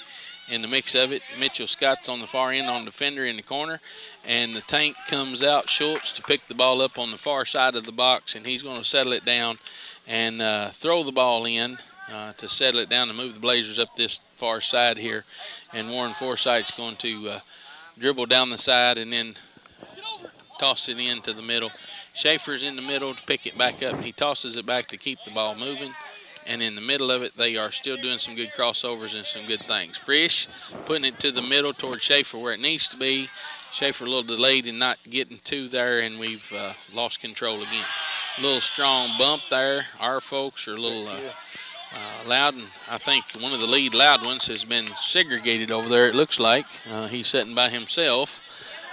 Who's that? I'm not going to call names, but if you're watching, you can see that maybe there was a separation there. It looks like, but let's see here. Folks get a little excited sometimes. You know what? We're just going to leave it on Mike for the rest of the game. He gets a little excited, all for the right reasons, but a little excited, and for whatever reason, it looks like he might have got segregated tonight. Over there, got a little strong bump. Called a whistle on Mitchell Scott, advantage to the Blazers. Again, some of their guys looking like they're running out of a little bit of steam. The substitute, not real sure if he's sick, dilapidated. He's not subbed very much, so we'll see what's going on. Frisch gets a good header off of it. Sherrill's going to meet the ball and attack it and steps over it. Frisch comes back to the ball. Sherrill makes a good divide. He's looking for a crossover to Nichols. Nichols picks it up, but Schaefer's there in the middle. Tosses it back to Nichols. Nichols puts a good strong foot on it, follows up, and tries to put it in. Again, some of them with the timing and stuff, trying to get their heads on what's going on. Looks like Jen Hong's fixing to go back in on substitution. We're at the 15-minute mark, 0-0, and I think this is going to be one of those games that whoever can put the ball in the goal first is going home with the win tonight. So, not that we've done anything, but we haven't had any good, strong scoring spots. A little trip up and roll there for number 4 on their team. They get a whistle on it, and we get a ball. Yeah, Mitchell Scott did a nice little somersault there. Mitchell has done a good job, and he's got out of the wounded category. Used to, when he would do those, he would usually come up wounded. So, yeah. Getting a little instruction. I don't think we're going to have to walk that off. Looks like they've done a good job of getting their time in it. Ball comes in. Had a good header, goes off of. Blazers going to get a corner kick. No. What are we going to get? Getting subbed. Josh is coming out. Welburn's going in. And probably going in for Sherrill, looks like, maybe. Yep. Sherrill gets him a couple of minutes of playing time, which is good at this part of the season. Experience comes off of getting in there. So Schaefer does a good job trying to get the bench opened up. Haven't seen Darian Francis in yet, and I don't see him down there. But looks like pretty much most everybody except for the wounded, John Riley, have been in. Frisch on the far side, dribbling the ball, doing a little passing. Put it to Nichols in the middle, waiting for some movement. He's tossing it back over to Paredes. No, excuse me, to Kinsolvin. Coach Schaefer not real interested in that 25-yard boot there that he put on it because it had plenty of time, plenty of movement to do some push. Ball booted high to the outside, headed, and goes off of us. Had an opportunity to keep that in for us on the top side of the circle, but didn't do it. Ball's thrown in, and I might have just ate a bug. Darian Welber doing a good job. Well, a good job of defending that side. Darnell pulls the ball up in the middle, tosses it over to the far side to Forsyth. Forsyth boots it over to Jin Hong. Jin Hong loses the ball, but Kinsolvin's working it down the middle over to Frisch. Frisch is taking it back. Sending it down to the goalie, letting it pull the Blazers up and getting folks set up. Sends the ball down, moves over the top of everybody. Frisch is going for a header. Already got a concussion helmet on over there, but loses it. In the mix of it, Mitchell is taking it and moving down to the far side, coming to the top of the box, turns a body block on it, sends it down, and the goalie comes out to bump him. They got a good opportunity there, and the ball goes out on the far side. So a little bump. Frisch will be looking for his helmet there here in a second, but they toss the ball in. Frisch is going straight down to the middle, gets a foot on it. The defender goes down. I don't know if it's a shin, what it was, but might have been a groin shot. Either way he went down, he ain't moving fast. We had a good opportunity there. Worked the ball down here on our end quite a bit. Again, this team is 5-9 last year. I don't know what the record is this year, but we are 1-0. In the mix of it, several cancellations, and we lost our first scrimmage game. So unofficially 1-1, but 1-0. Ball is coming down midfield here into the box. We got two of our guys in the mix of it, working at Jin Hong, working it towards the corner, being defended real strongly. He's looking for an open opportunity to cross it over, send it up. Their man's going to try to kick it out, but he kicks it off of Jin Hong, and so they get the advantage on it. Whistle's blown. We got a leg cramp and a whistle all at the same time, and I don't know exactly what just happened there. We got a young man down with a cramp injury. He said, "And my foot." That's what you get when you don't have a lot of substitutes, a lot of cramping, some other things happening in the mix. He'll have to have a lack of water sometimes. They act like they have experience with him, so. Well, for some of our athletes, that is a regular, normal occurrence. It's dehydration thing and just I'm not sure exactly all the technical terms, but there are some that experience that more often than others. And like you said, they look like they've experienced that moment before. Got some defending going on here in the middle. Ken Sullivan chasing down number 24. He's met on the sideline by our folk. Nichols picks the ball up and gets a little foot on it off of the ground. And Schultz comes out as a defender to get that ball and gets us in order there. As we come to you tonight, don't forget we're on Facebook. You can go to WPKY online and watch, and you can go to YouTube channel and get the archives. If you missed this tonight and you get home late, want to watch it, you can do that. Now, if you'll notice the graphics and stuff, Mr. Jordan Dunn is behind the workings of all that, and they have a new intern down at the office that's taking care of being sure we get everything up and on, and so we're grateful for WPKY and their staff. Darren Lewis. So just remember them as they continue to serve the community through the radio station. We're at midfield. Ken Sullivan steals the ball right in the center of the field, sends it back down to Matt Henry. Matt Henry's working it down the field, but taking away again on the sideline. Goes out off of a blazer at the bleacher side of the stadium, and we're going to have a throw in on that side. Ball thrown into Frisch. Frisch is working it down towards the far side. Unfortunately, lose control, and it goes out. So the ball goes back to the Blazers. We're at 30 minutes in on this half, and the reality is it's still 0-0. Had some pretty decent shots this half, but nothing's been real strong on either end. I imagine there'll be some strong instruction during the practice time tomorrow on some of the things we've seen. But all in all, working together, getting their placement, had some good substitutes, and in the mix of it, Darnell's getting challenged on the far end. The ball's come down in the mix of it.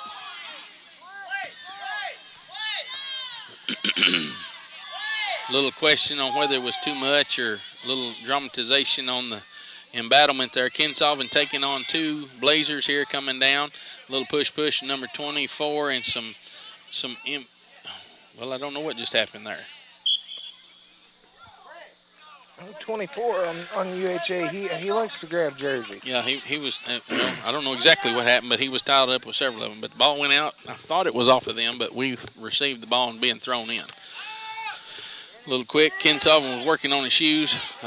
Ball stopped by our folk number 11, Forsyth. Ball kicked, and that was almost us. We're getting closer, getting closer. I thought that one was us there for a second. I got my T in the right spot, though, so.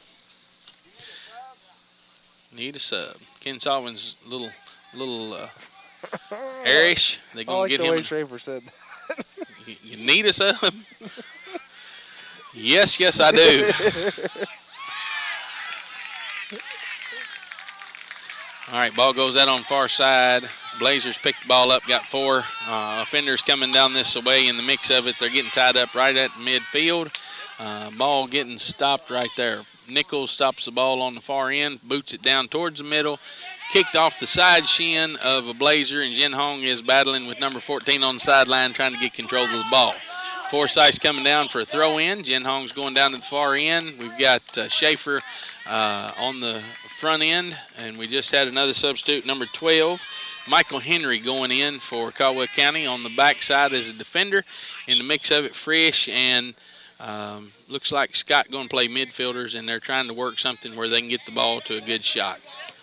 Still, I think a little restless on who's where and who's going to take control. A defender coming all the way up. Nichols coming up with a strong foot up to the midfield and working in. A strong foot by Schultz. Beckett's got a good strong foot about 5 yards out of the arc there at the box. Probably could have moved it in a little bit further. Number 5. Beckett.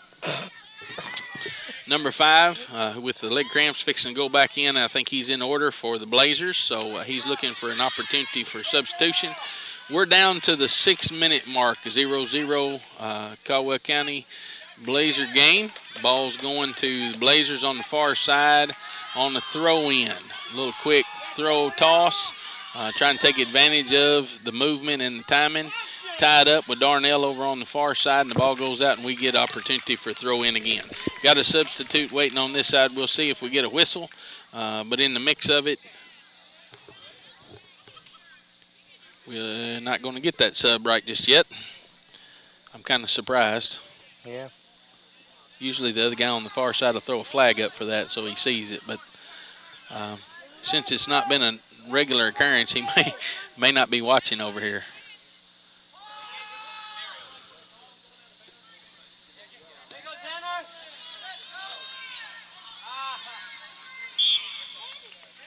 Offsides on the Blazers, just off the unfortunate run. It's one thing I still haven't figured out, offsides on here.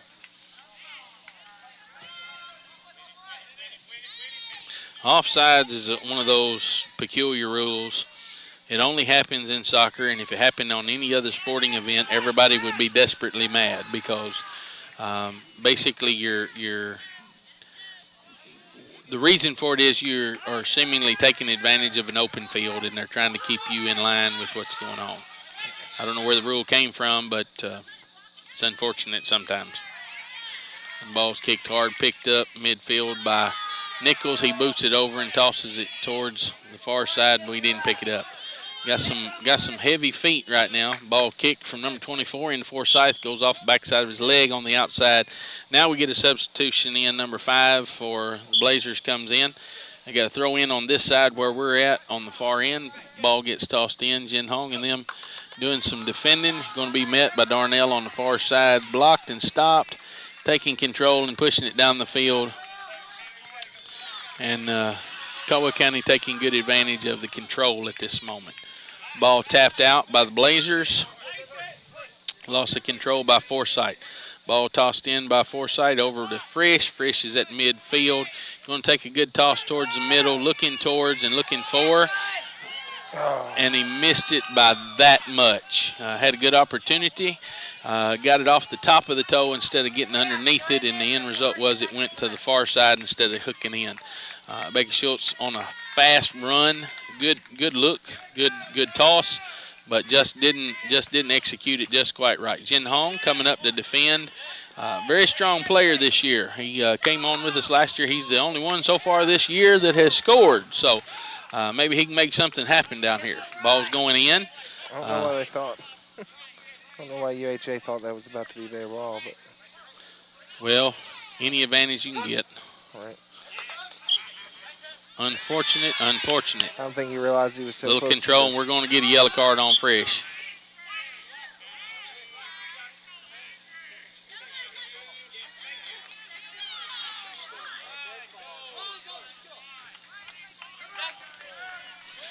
Little pushing. End results, a yellow card on Frisch. Schaefer doesn't even respond, shakes his head and says, go to the bench.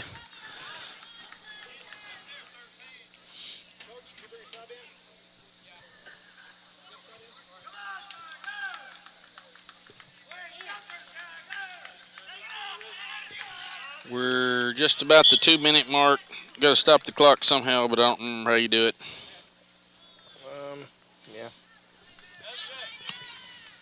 Not our scoreboard, not my problem. That's what I say. A little tangle up down there in the middle. We're at the 2-minute mark.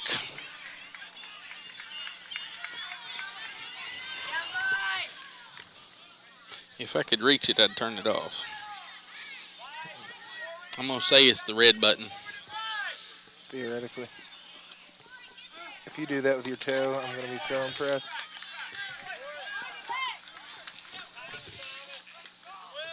Nope. That ain't the right button anyway. Oh, well.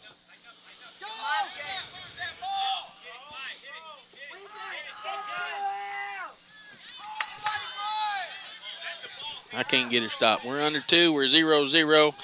And I'm not sure how that's going to go at the end of this. I don't remember the exact rules on that because we've not been at the front of the season. I can tell you what happens during tournament time.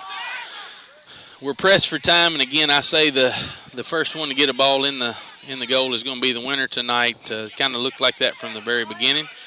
We've had some pretty good, strong play on both ends. Disadvantage to the Blazers because they didn't have any substitutes. Caldwell County's had a lot of subbing, a lot of folks finding out where they belong. And we're at about the 1-minute mark, so we'll see what happens here.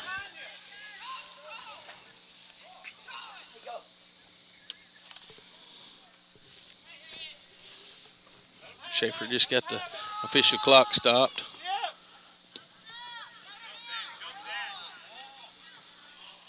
Mitchell Scott pushing. They see the time, so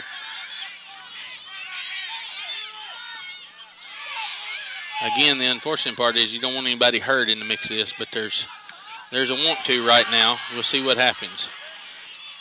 And usually when this happens, there's not anything conventional that happens. They're not really paying attention to anything other than who's got the first opportunity to get it a good boot there.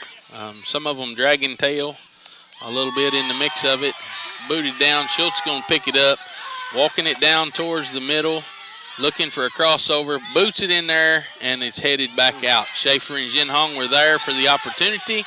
Look good, got to get onside, and they are. Schultz is going down. He's going to take it to the center, boots it back out, puts it in there with Jinhong. Jinhong pulls it off the side of his foot, and it doesn't go.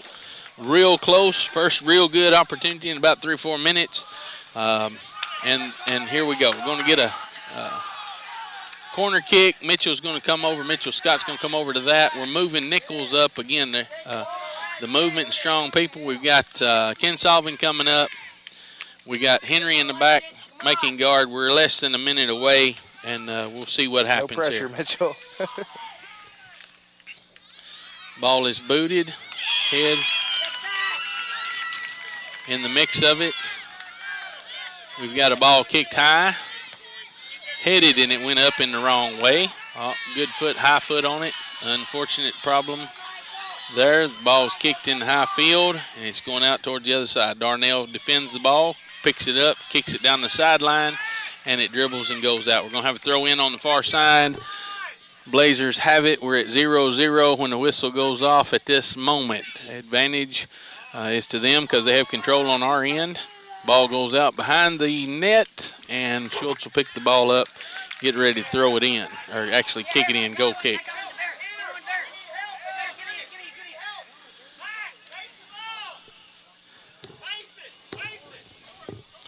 Coaches getting a little rowdy themselves, face the ball, kick down the far sideline, and that's a 0-0 game. What's protocol here? I think 2 minutes. Let's go to a quick 1 minute. Yeah, let's take a 1 minute break, Darren. We'll be right back with more soccer action on WPKY. 1 minute. As the sun sizzles outside, come into Sandra's Gatherings and check out their summer florals and wreaths and lots of summer colors. You'll find the perfect accessories, pictures, baskets, and vases for your country and primitive lifestyle. Sandra's is filled with the best the countryside has to offer. That's Sandra's Gatherings, located at 116 East Main Street in Princeton. Open 11 to 4, Tuesday through Saturday. Princeton Drug Company, 103 West Main in Princeton, proudly features low-cost prescriptions and friendly service. Princeton Drug offers in-town delivery, in-store pickup, or a convenient drive-through window. Princeton Drug has a wide selection of Christian greeting cards for every occasion. Princeton Drug is open Monday through Friday, 8:30 to 5:30, and on Saturday from 8:30 to 2:30. No deliveries on Saturday. Princeton Drug, 103 West Main Street, Princeton. Phone 365-5585.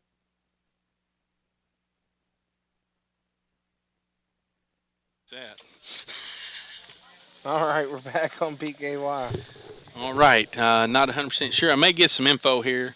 We are 0-0 at the end of the second half. Officials are over this way. We've had an exciting game. Nobody really got it on. Can one of you guys do me a favor since we're on air here? Tell us what the next step is in this. How many minutes are going to play? And we will take a 5-minute break. 5-minute break. We'll have another coin toss. Okay. We will then play a 5-minute Southern victory overtime period. Okay. Whether it's a new addition to your home, family vacation, bill consolidation, medical bills, starter loans, auto loans, or auto repair, whatever your need might be, let ABC Finance and their friendly staff help you. ABC Finance can help you through the tough times. Stop by or call ABC Finance today, located on 62 West, the Princeton Plaza in Princeton. Phone 365-7444. Call Jody Lamb or one of the friendly staff, and they will do their best to get the money you need. Say, what's for lunch? With breakfast. No, what's for lunch? Oh, yeah, breakfast. Breakfast for lunch? Yep. Then what's for dinner? Breakfast is. I thought you said breakfast was for lunch. I totally did. But now you're saying breakfast is for dinner. Oh, yeah, I am. So, wait, is lunch for breakfast? No, breakfast is for breakfast. With McDonald's all-day breakfast menu, which includes the Egg McMuffin, hotcakes, and hash browns, anytime is delicious breakfast time. Man, I'm heading to McDonald's. Have a good afternoon. Don't you mean good morning? I do now. McDonald's all-day breakfast menu, 37. All right. Taking it back to the field here, Darren, please. All right, we're back here at Butler Field. Harold Riley with me here. Yes, sir. We are at a 5-minute break at the end of this game. Regular official time, 0-0. Got pretty hairy there at the end. Got pretty close to having a score, but we ended up 0-0. Discussing with the officials just to be sure we don't put out false information. After this 5-minute break, there's a 5-minute period of play. Sudden death period, meaning the first one to score, as I shared earlier, that's the going home. After that, if nobody scores, we have a 2-minute period, and then a break, and then a 5-minute sudden death period. After that, if nothing happens, we have a shootout. So partly the advantage would be ours if we went that far because our goalie is pretty good. But right now, as you all are listening to us, what we're waiting on is this 5-minute period to be done. Blazers over there doing a little stretching and struggling, getting a little breather. They've had a long period with no substitutes but one. We've had, I think, 3 yellow cards during the game. Probably should have had a couple more, but the referee did some calming effect on that and got us prepared. Our guys are doing some stretching. Coaching down there is being instructed to share with them what they need to be doing. Again, last season 15-9, closed out the season with Henderson beating us 6-0, so they had a good season last year. That was in the regionals after we had beaten Trigg County in a score of 4-1 and had that good season. Now tonight, 5-9-0 with the Blazers over there this year for us. As we come into the mix, we've won 1 game against Muhlenberg County after a rainout. In that rainout, what happened was after the second delay, they called the game, and the one that had the most points was the winner. After that, we've had another rainout completely, and in the mix of it, what we have seen happen is reschedule with Trigg County on September 27th, and then we actually lost our scrimmage game to Murray 4-1. So the guys have started out unofficially 1-1.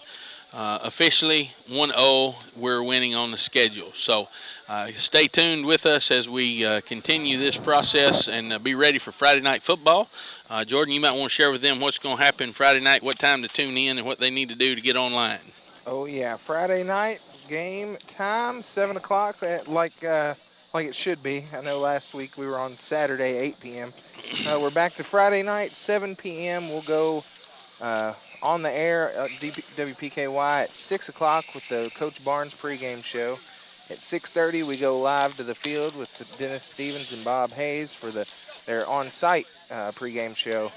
And then at 7 p.m., kickoff. And you can view all that on WPKYonline.com, or you can listen to the radio, of course. But you can also watch the game, WPKYonline.com. There's a live video stream button up at the top. Click that, click play, boom, you're good to go. At this time, the official is going to do another coin toss. That will prove who gets the ball. This is sudden death, 5 minutes, no score. We go to a 2-minute break, another 5. And then at the end of that, if nobody has scored at that time, it'll be a shootout. So we're grateful for these folks out here. You all be ready for this next 5 minutes. Those of you that are listening on air, we're getting ready. Looks like Blazers won the coin toss. First goal wins. They've won the coin toss, and they're headed in the same direction that we were. Harold, they could hear it. You didn't have your microphone off there a minute ago. He could hear us talking. I was waiting for you to finish that out so we could let them across there know what's going on. This is, for those of you who are listening to radio, this normally only happens usually during tournament time. But this tonight, is unusual. Tonight it's happened, so we want to be sure. There's a lot of thoughts and questions and interruptions over on the bleachers sometimes when these kind of things happen. We just want to try to keep everybody informed of what's up and prepare. Coaches are still doing a little bit of sideline coaches. Umpires look like they need another water or Gatorade, do they get paid overtime for this? I don't know. Or is this just part of the deal? It's probably part of the deal. Yeah, I would think so. I bet Farmer, she ain't going to let him get Schaefer going to yeah. get the clock reset for 5 minutes here. He's got to get his spectacles on. So we're getting things ready. Reset, preset, and going. 5 minutes. 5 minutes with a 2-minute break afterwards. Sudden death, first one to score, we get to go home. So we'll see what happens. That's 50 minutes on the clock so far. He's going to ease her back down, and we'll get this thing ready here. There you go. Now we're ready. All right, clock's reset. Things are ready to go. The Blazers have coin toss win, headed in the same direction we were a minute ago. And in the mix of it, when he blows the whistle, we're ready to roll on 5 minutes sudden death. Jin Hong picking the ball up after they've taken it and struggling with control. Number 24 taking the ball away. A little defender motion there. Warren picking the ball up. Jin Hong does a left foot tap. It goes up and they catch the ball. High ball to the far side headed by the Blazers. Number 21 sending it back to 24 off the chin of Warren. Darnell doing the wise thing, trying to get the ball tossed over to him, but caught it on the backside of the leg of the Blazer. Now, Schultz comes out, picks the ball up, tosses it over in control. Nichols is going to bring it down the far side through the middle, boots it down off the backside of the head of Mitchell Scott. Mitchell Scott attacking the ball at midfield, and the ball goes out, and it is Caldwell County's ball. Far side throw in over by the bleachers. Nichols is going to throw it in. As he throws it in, folks are getting set up, and the ball goes in.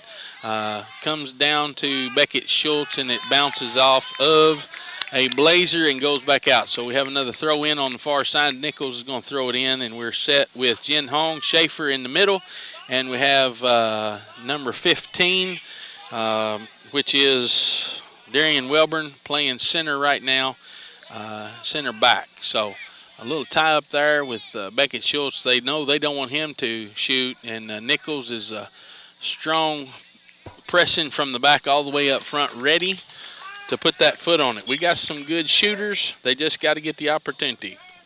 Frisch, after a yellow card right before the end of the game, going back in, trading out with Welburn. Some of that is more coaching than anything else. Get their attention. Don't get those yellow cards or you don't get to play. So that's a message from the ref and the coach. And Frisch, a good player, got a good strong foot. Ball being driven up center by Mitchell Scott off the backside of the foot of Jin Hong.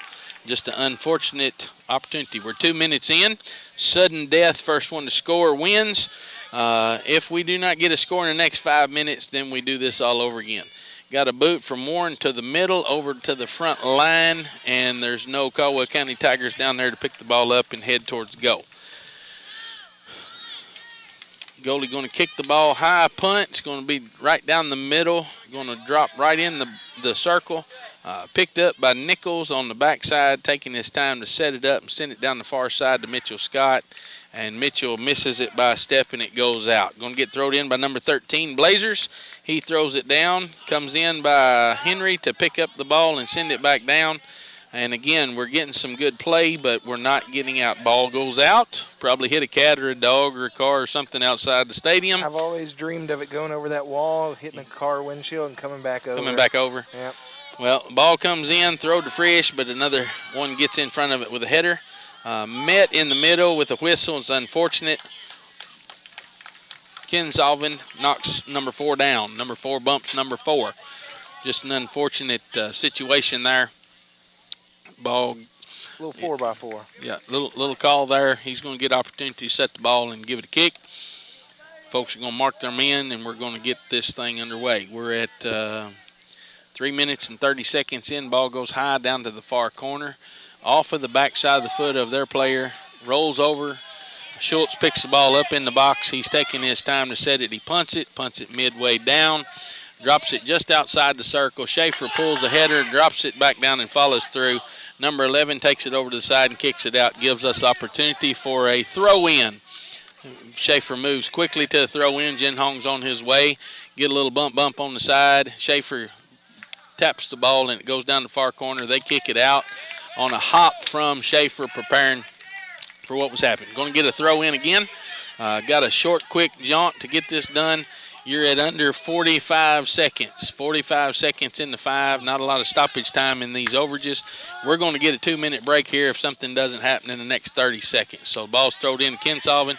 Ken Sullivan's going to turn the ball, pulls his head up, throws a good punch at it, and they drop in. Had several in the box with it to follow through, but we did not make it. So we're at the point where we're looking good at what we're doing. We're just not following through, and it's not happening yet.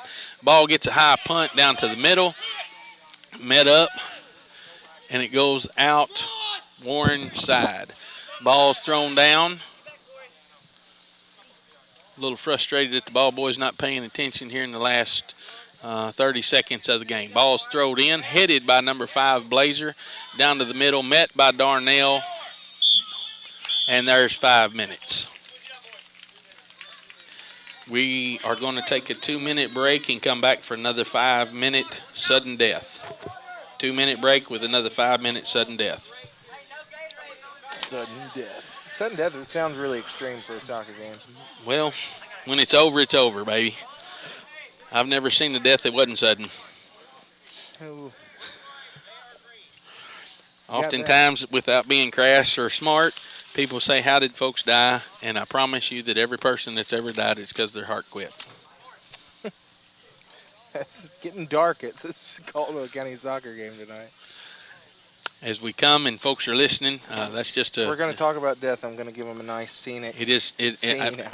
Actually, we'll see how the rest of the season goes, but this is probably, weather-wise, probably one of the best settings we'll probably have all season. Because when we come back, it'll probably either be raining or burning hot, and then we'll take about 3 weeks of that, and then all of a sudden it'll drop to Christmas. Yep.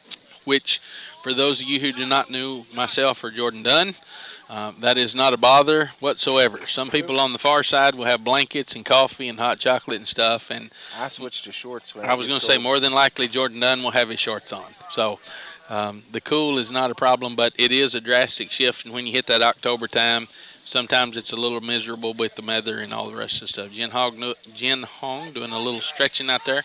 We're switching ends on this 2 minutes, so we'll see what happens in the mix of what's going to happen here. 5 minutes, sudden death. We got Darian Welburn in. We got Jen Hong in after a good stretch. We've still got Darnell in and Ken Sullivan. We've got Michael Henry on the backside, Frisch on the backside. We've done a little switch up again. We've got Beckett Schultz out front, number 5. We've got number Colin Schaefer out there in the middle.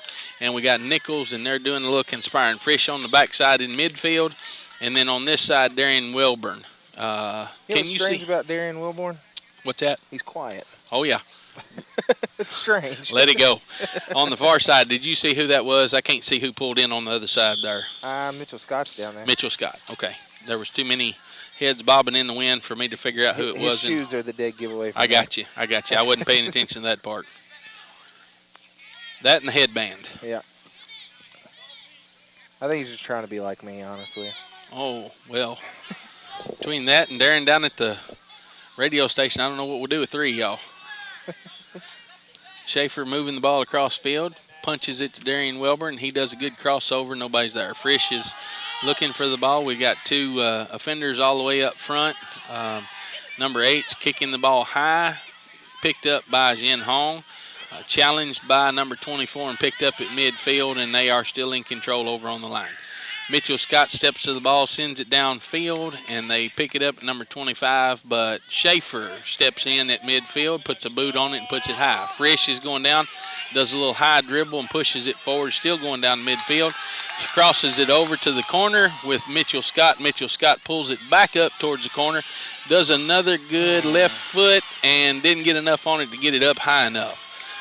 So another good shot in the mix of it. This is first home game. We got a good 40 minutes in both halves, and now we got 2 dead heats, and we still don't have a ball in the goal. So some days you just have that happen. Good, strong play. Pretty clean tonight. Things happen.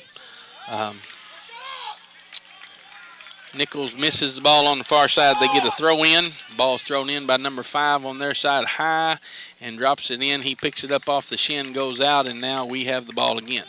Will Darnell's going to pick the ball up on that far side at the bleacher side, throws it in. Ken Salvin does a little toe tap, throws it up in the air, a little bump in the middle, and we're still not in control. But Will Darnell does a strong header from the middle, punches a high ball from the Blazers. Matthew Henry tries to get it, comes in for a second header, and still just kind of drops the ball in midfield. Boyce Nichols going down to the challenge, number 19, gets a little tap off of it. Comes off the foot of number 19, and we get the throw in. Going to change directions in the mix of it. Will Darnell picks the ball up, tosses it over to Michael Henry. Henry tosses it over to the far side. They're going to get an opportunity for a throw in. Moving quickly because of the time and the 2 minutes that are still left in this sudden death. We got a 50-50 shot on this. First goal that goes in is the winner. Now, if we run out of this 2 minutes here as you're watching and nobody scores, then you'll go to a challenge, which is, I believe, 5 different shots from both sides, and whoever comes up with the first goal wins. I think I've only ever seen it twice. Once back in 2007 when I was filming ball games for Dan and Jalen Hughes. And then once a couple seasons ago when we first started doing these webcam broadcasts. My understanding of this game tonight, as of information I just received from Mr. Doom, had a strong opportunity there, and Mitchell Scott almost had it. Coming in on the side of the pole, athletic director from Lyon County, Jeff Doom, sends information. Says we're looking good on the radio, but your winner tonight will play Lyon County on Thursday at Lyon County. That is to be announced on your schedule that we were looking at earlier that I did not know the answer to. So I appreciate Jeff Doom. I wasn't sure if they played tomorrow or Thursday. Thursday evening we play, whoever it is plays Lyon County. We're at 1 minute in. Sudden death. We had the first good shot of these two 5-minute rounds. We're pushed up on our end, and the end result is ball goes to the middle. Ken Sullivan's got control of it. He does a little flicker, Beckett Schultz does. Tosses it back over, and Schaefer tries to get a boot on it, gets the heel on it, and Nichols comes from about 40 yards out, boots it, and comes over the top. Lyon County tonight won over Dawson 9-2, so Lyon County will play whoever the winner here is. And again, we're grateful for Lyon County being a part of the WPKY listening audience. I believe that they're part of the crew, that's for sure. I believe that Jordan Dunn shared that this weekend is Founders Day. Yeah. They'll have a radio booth set up there from 10 to 1. Go by and see them. Check out what's going on, and please continue to lock in. And for those of you out there in Lyon County, when we get to tournament time or something, maybe y'all can get some folks over your way support. We'll be down that way. Maybe you can get some of your folks in the community support, Ackridge or somebody, so we can be on the air for that down there. We are at about 30 seconds. We got opportunity. Schaefer's getting bumped in the box there just a little bit. One little back kick off of it. Again, 9-2, Lyon County beats Dawson Springs, the winner of this one, and it may be a shootout. Gets to play that team Thursday night at Lyon County is the way I understand it. So we'll be here Thursday night, though, with the girls playing Dawson. So there will be no radio down there. No, we won't be down there, unfortunately. But I will be down there, so I will give a report on regular to Jordan so that y'all can keep up with that as well. I'll be sure to get you Dennis's phone number before we leave so you can text him, because my phone's usually tied up during a ball game. We'll keep you updated in that process. So we're at the shootout time. As you all are watching, we are at the end of both of those sudden deaths. Now there will be a shootout. As we sounds very dramatic, a shootout. Shootout, sudden death. It's kind of a gruesome night here tonight. Yeah. But as we look at this, maybe when they play Thursday night, these are some good refs we got here tonight. They stay pretty calm about what's going on, keep a good eye, and keep the crowd calm. Crowd's down a little bit tonight, first part of the season. We just challenged the Caldwell County folks that are out there. Come by. It's a good evening. It's better than watching the TV because you can always get you a good bag of popcorn, grab you a burger, and hang out with other Caldwell County folks. And plus, we're here too, you know. Yeah, they can watch us. Really, it's a disadvantage because you put it out there where they don't have to come, but Anyway, You know, I've been waiting for Farmer to get mad and like make me quit doing it because we're hurting you're hurting the the fees. door. You're hurting the fees. But you know, she was my multimedia teacher in school, so She's probably proud of you, Jordan. She probably helped create this story. I will say this for those of you who may have not caught that. This being online and the archive is a blessing. Last year we had a senior whose father was in the military and overseas for about half of the season, and he got to watch I think about half of the games, and then he finally got to pull the archives up and watch the rest of them in the mix of it. So that's awesome. I didn't know that. You didn't know that? No, yeah, that's a good thing, and as well as I know especially with the football and other things, there are folks who moved away from the community and who have grandmas and grandpas who can't get to every game.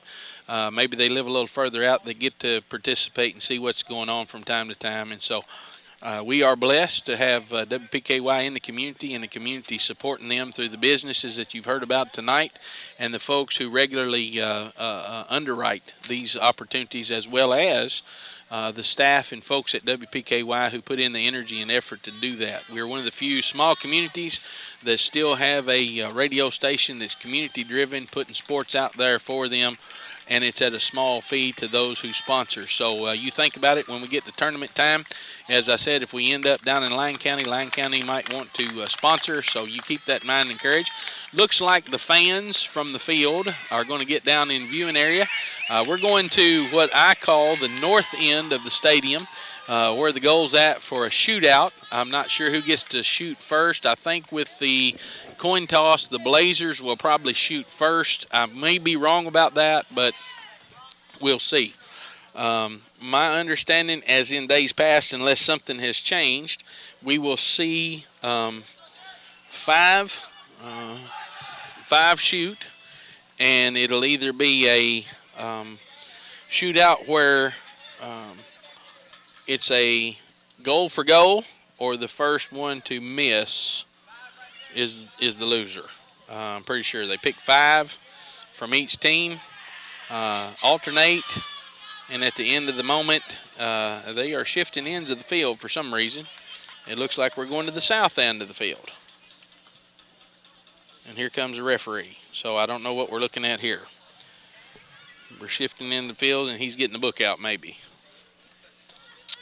I will say this, these guys do a good job of keeping everybody calm and doing what they need to do, and we can't do it without the officials being a part of it. So for a first home game, to have a shootout is pretty intense, if you will. Yeah, it's unusual. Hope this is not a regular cycle, though, because well, I said I've only ever seen it twice. It's not like I've been to every single game since 2007, but you know, it is kind of a rare. We lost a district tournament in a shootout. I believe it was 5 years ago. And then there was another shootout. Wasn't there a shootout down at Hopkins Central last year? Yeah, that's what I was going to say. The last one I remember us having is the one at Hopkins Central. That's the last one I remember. And then I remember one out here just right down on the north side of the That's field. When Thomas Riley's senior year was. Yeah. It's a pretty intense situation. Do you remember Danny McCoy when he played? I do. You remember the fight out here in the middle of the field? Unfortunately, that yes. That was probably the craziest thing I've ever seen at a high school ball game. Very vividly.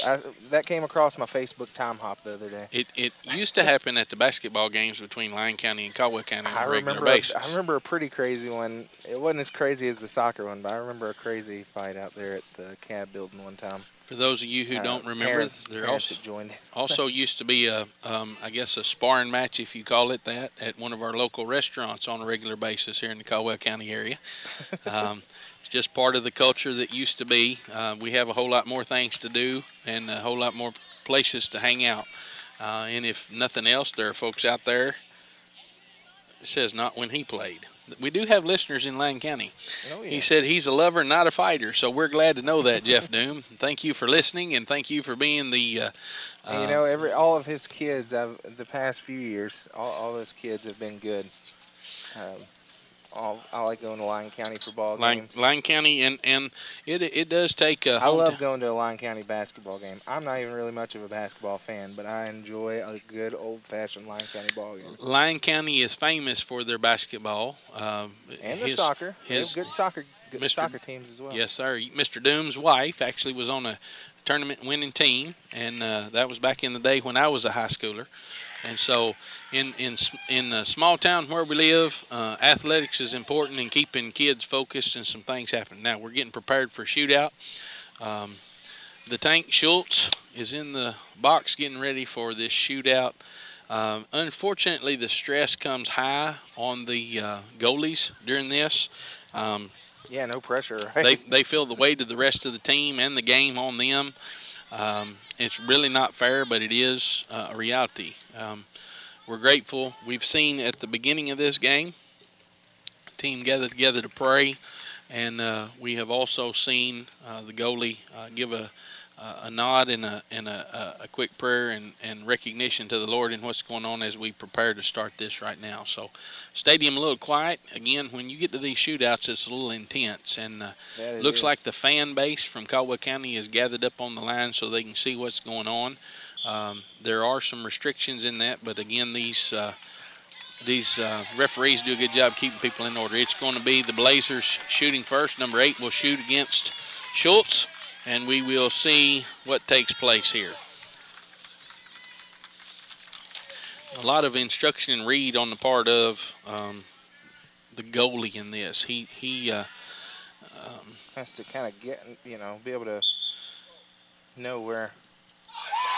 That's 1-0. The Blazers, they had the toss win earlier, so they got to shoot first. Now we have, let's see who their goalie was. I believe his name was Jeremy Tillman, and he is being shot against by, looks 7. like Boyce Nichols, number 7, for this first shot.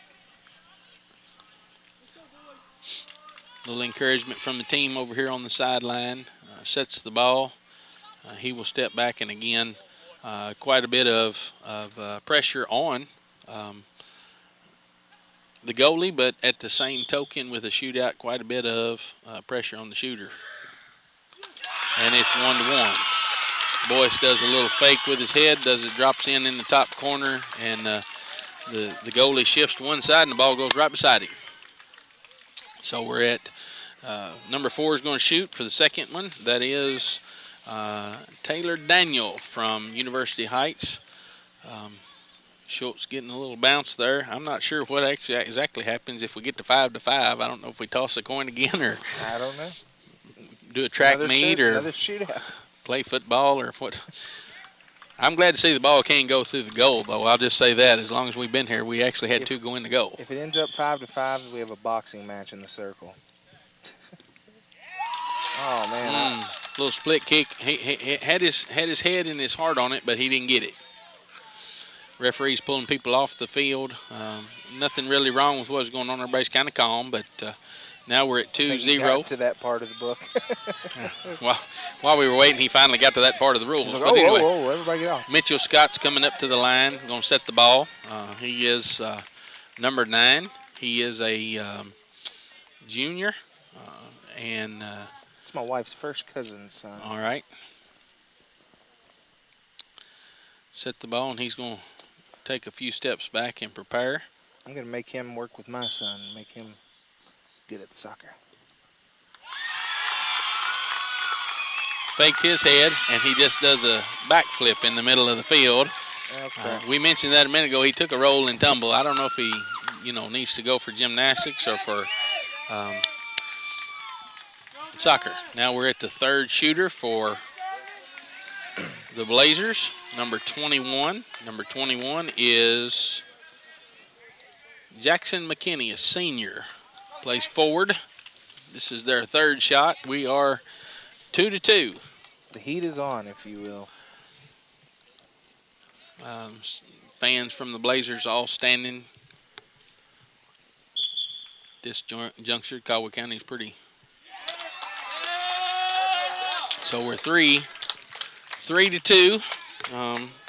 Really addled there. Didn't get anything. So now there becomes almost as much pressure on the kickers as it is the goalies, because we got to the point where if we miss or they catch it, we're done. So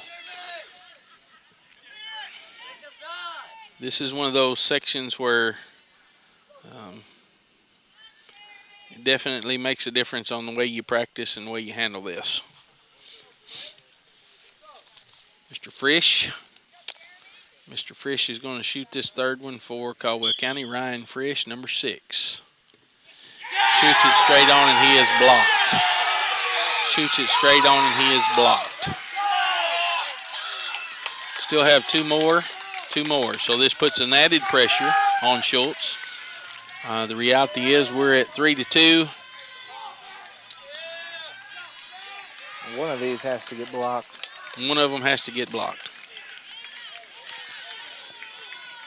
I would like to see it be this one. Actually, yes. Or the other one. It doesn't matter. Yeah, honestly. I'd like it if it was this one. A hush has come over the crowd.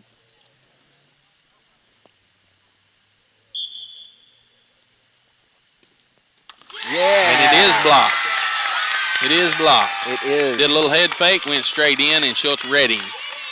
That was number 13. So maybe that'll make Frisch feel a little bit better about his position. Number 13, Mac Majors. He's a sophomore. Now we have number 13, Beckett Schultz. Strong foot coming up for the fourth kick for Caldwell County. Really needs to sink this one to tie it up, or we're not really in good position here. Right.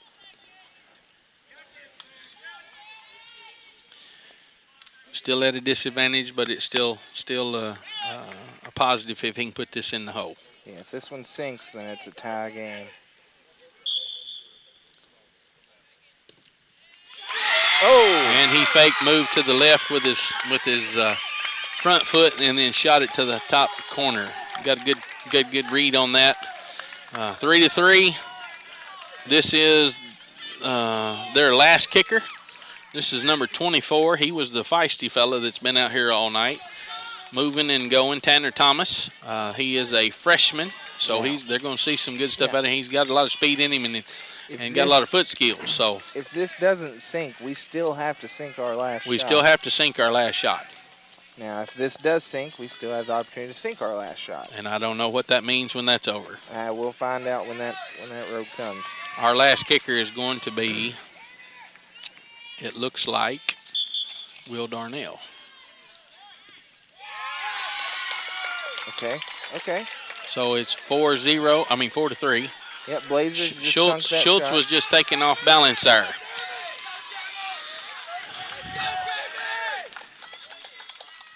And who do we have shooting for us here? Will Darnell, hard foot. All right. So if he sinks this one, we're 4-4. And the refs are all looking at one another. What do we do after? No. They might. I say we flip a coin and go home. This is not often that this happens again. 4-4. Very strong kick. Goalie did put his fingers on it, tipped it off, and it still went in. I'm making an assumption based on what he just did. He threw up his hand for 5 more new kickers, I assume. That's kind of what I just took. 5 new? That's what I just took, but I see the goalies are staying right where they may have to conspire on that, but I don't know if that is meaning 5 the same or 5 new. It's probably 5 new. It's come down to these two kids and 5 new. Hang on, let me check on that for sure. Hey Mitchell, are they doing 5 new kickers now? Yeah, I know that. Yeah, 5 new. We've gone to 5 new kickers, and this will be sudden death. 5 new kickers, sudden death. For those of you that are listening, Jeff Doom, who is the athletic director from Lyon County, is a blessing, but they have to be 5 new ones and different. Maybe we need to put him on board with us here. He's got all the info. And they are still sitting in the car listening to Caldwell County. So, my man. He probably, knowing him, is headed to Sonic right now. Hey, I'm nothing not wrong with supposed that. to. I'm not supposed to mention particular But restaurants, maybe but maybe he's on his way to McDonald's. oh, I'm sorry. He said he's going to McDonald's. So, for those of you who support WPKY and the rest of the businesses that support, we're right on track tonight. But it probably involves ice cream, knowing Jeff Doom. Okay? Well, sorry, the machine's down. Oh, no bad Just kidding. advertisement. Everybody Actually, go I'm get just you an kidding. ice cream cone. I'm just kidding. 5 new shooters, sudden death. I think they rotate out and see I what saw happens. it on a meme. I saw it on a meme. Jeff Doom says, amen. It is ice cream. So if any of the rest of you text in and try to get communication to us, we'll probably try to read your book as we are presenting it to the rest of the world out there on the airwaves. We got some guys doing some stretching, prepping, a lot of stress. Oh, I'm in trouble. Here comes Joe Mack. Joe Mack said, hey, what are you doing? You're advertising the wrong people. Joe Mack is one of the owner-proprietors of this process in McDonald's, and we're at a sudden death shootout. It's been a fun night watching this, and we're grateful for Joe being up in here with us tonight. Joe's got several young people in his family that have been soccer players, and he's been a fan of Caldwell County soccer for at least 8 years that I know of, maybe more than that. Joe, give us a word on this. I think your son was involved in one of these shootouts a while back. Yes, he was. Connor was involved in this. So now we're at the second round. So second round. I think this is called golden goal. So each, if UHA doesn't convert and we convert, the game's over. It's automatic. Correct. So it becomes a like one-on-one all the way through this shootout. But if he gets the first one, and we shoot and hit it, we're still good. No, we still have the chance we to still reciprocate. But we got to make it. Correct. So the first shooter, number 11. Very exciting. Hunter Traybar. Oh, we got one in. See who our first shooter is. He was right on that. Colin Schaefer's our first shooter, number 5. As we shared earlier, Joe, this is quite a bit of pressure on all of them because when you start weeding down to this part, as a team, as a player, you feel like the weight of the whole team is on you, whether you're in the goal or the one doing the kicking, because it's just one activity that happens that determines the game. No, absolutely. It's going to be a joyous win for someone and a heartbreak for the other team. The winner of this. And the ball is stopped right on the ground. Colin Schaefer gets a good foot on it, kicks it hard. But at the end of the moment, he misses it. Now, what that means is we are now 1-1 in the mix of it. University Heights will go Thursday evening to Lyon County to play Lyon County. Lyon County beat Dawson Springs tonight 9-2. And we're still getting information from Mr. Jeff Doon, who is the athletic director of Lyon County, and he said he's proud to know that Joe is the owner of the McDonald's in Lyon County, and they are grateful for the community support down there. Well, Jeff's a good one, as all the gang are down in Lyon County. We appreciate all the staff and all the school system administrators and what they do for the kids in Lyon County, as well as our administrators here on And Joe, I'm kind of encouraged, as we've been on the radio tonight, to know that it does reach out there. Folks in Lyon County interested in what's going on in sports in Caldwell County as well, and we have that bridge between the two. And I know there's constant rivalry when we're playing basketball and baseball and softball and soccer and those kind of things, volleyball now. But in the mix of it, we're still community. Good, healthy rivalries and good, fun, excitement with the communities. And we're fortunate here, and Jordan's helped us bring this to another level with the video and the online able to stream. I know we have individuals streaming and watching the games really from all over. Yeah, we were discussing that earlier, that we had a team player whose family was in overseas with the military last year, who got to watch some of them and then finally got here for the games, and that was a blessing to their family, as well as we've got some grandmas and grandpas out there in faraway lands that get to dial in, and if folks are at work and can't be here, they can always go to the archives there on YouTube and still see what their kids did. Absolutely. And so that is a plus. Absolutely. Well, I know this is a heartbreaker for the Tigers. I hate to see this for the young men, but boy, played a great round. It just, again, sometimes that's soccer, unfortunately. Yeah, and at the end of the day, the real reality is that's why when you got those 80 minutes on the clock, that it's vitally important that you put your foot on the ball and get it in that hole during that time, because the unfair part comes to this where the pressure's on and there's a little frustration between each other. But that puts us at a season of 1-1. Actually, 2 losses if you count the scrimmage that we had over at Murray. We've had 1 cancellation. It's been rescheduled. And this Thursday night's game, because of this, Dawson Springs was put out tonight by Lyon County 9-2. And that puts University Heights playing them. I'm going to make an assumption probably at 6 o'clock. From what he understands, Thursday night, district doubleheader is what that would be called over at the Lyon County facility. So some of you get out and go watch them, and just to encourage the rest of the folks. Friday night's football. Did you ever get a take on the golf for tonight? Did anybody? I don't know. Okay.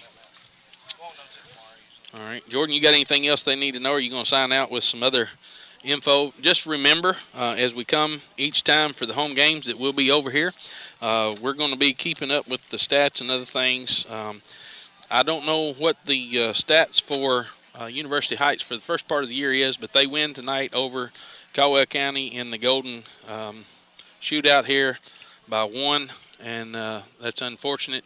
Had a good game all the way around, and yes, Caldwell County ran the field for about 70% of the game anyway, and really just unfortunate that it didn't get to close it out before we got to that part. Yeah, and that is a heartbreaker for the Tigers because they really did a nice job. I was watching the game from the house and started a little bit into the game, but just seemed like the Tigers controlled the majority of the balls. And again, nothing to hang their heads about. It hate to see it, take the loss, but great effort.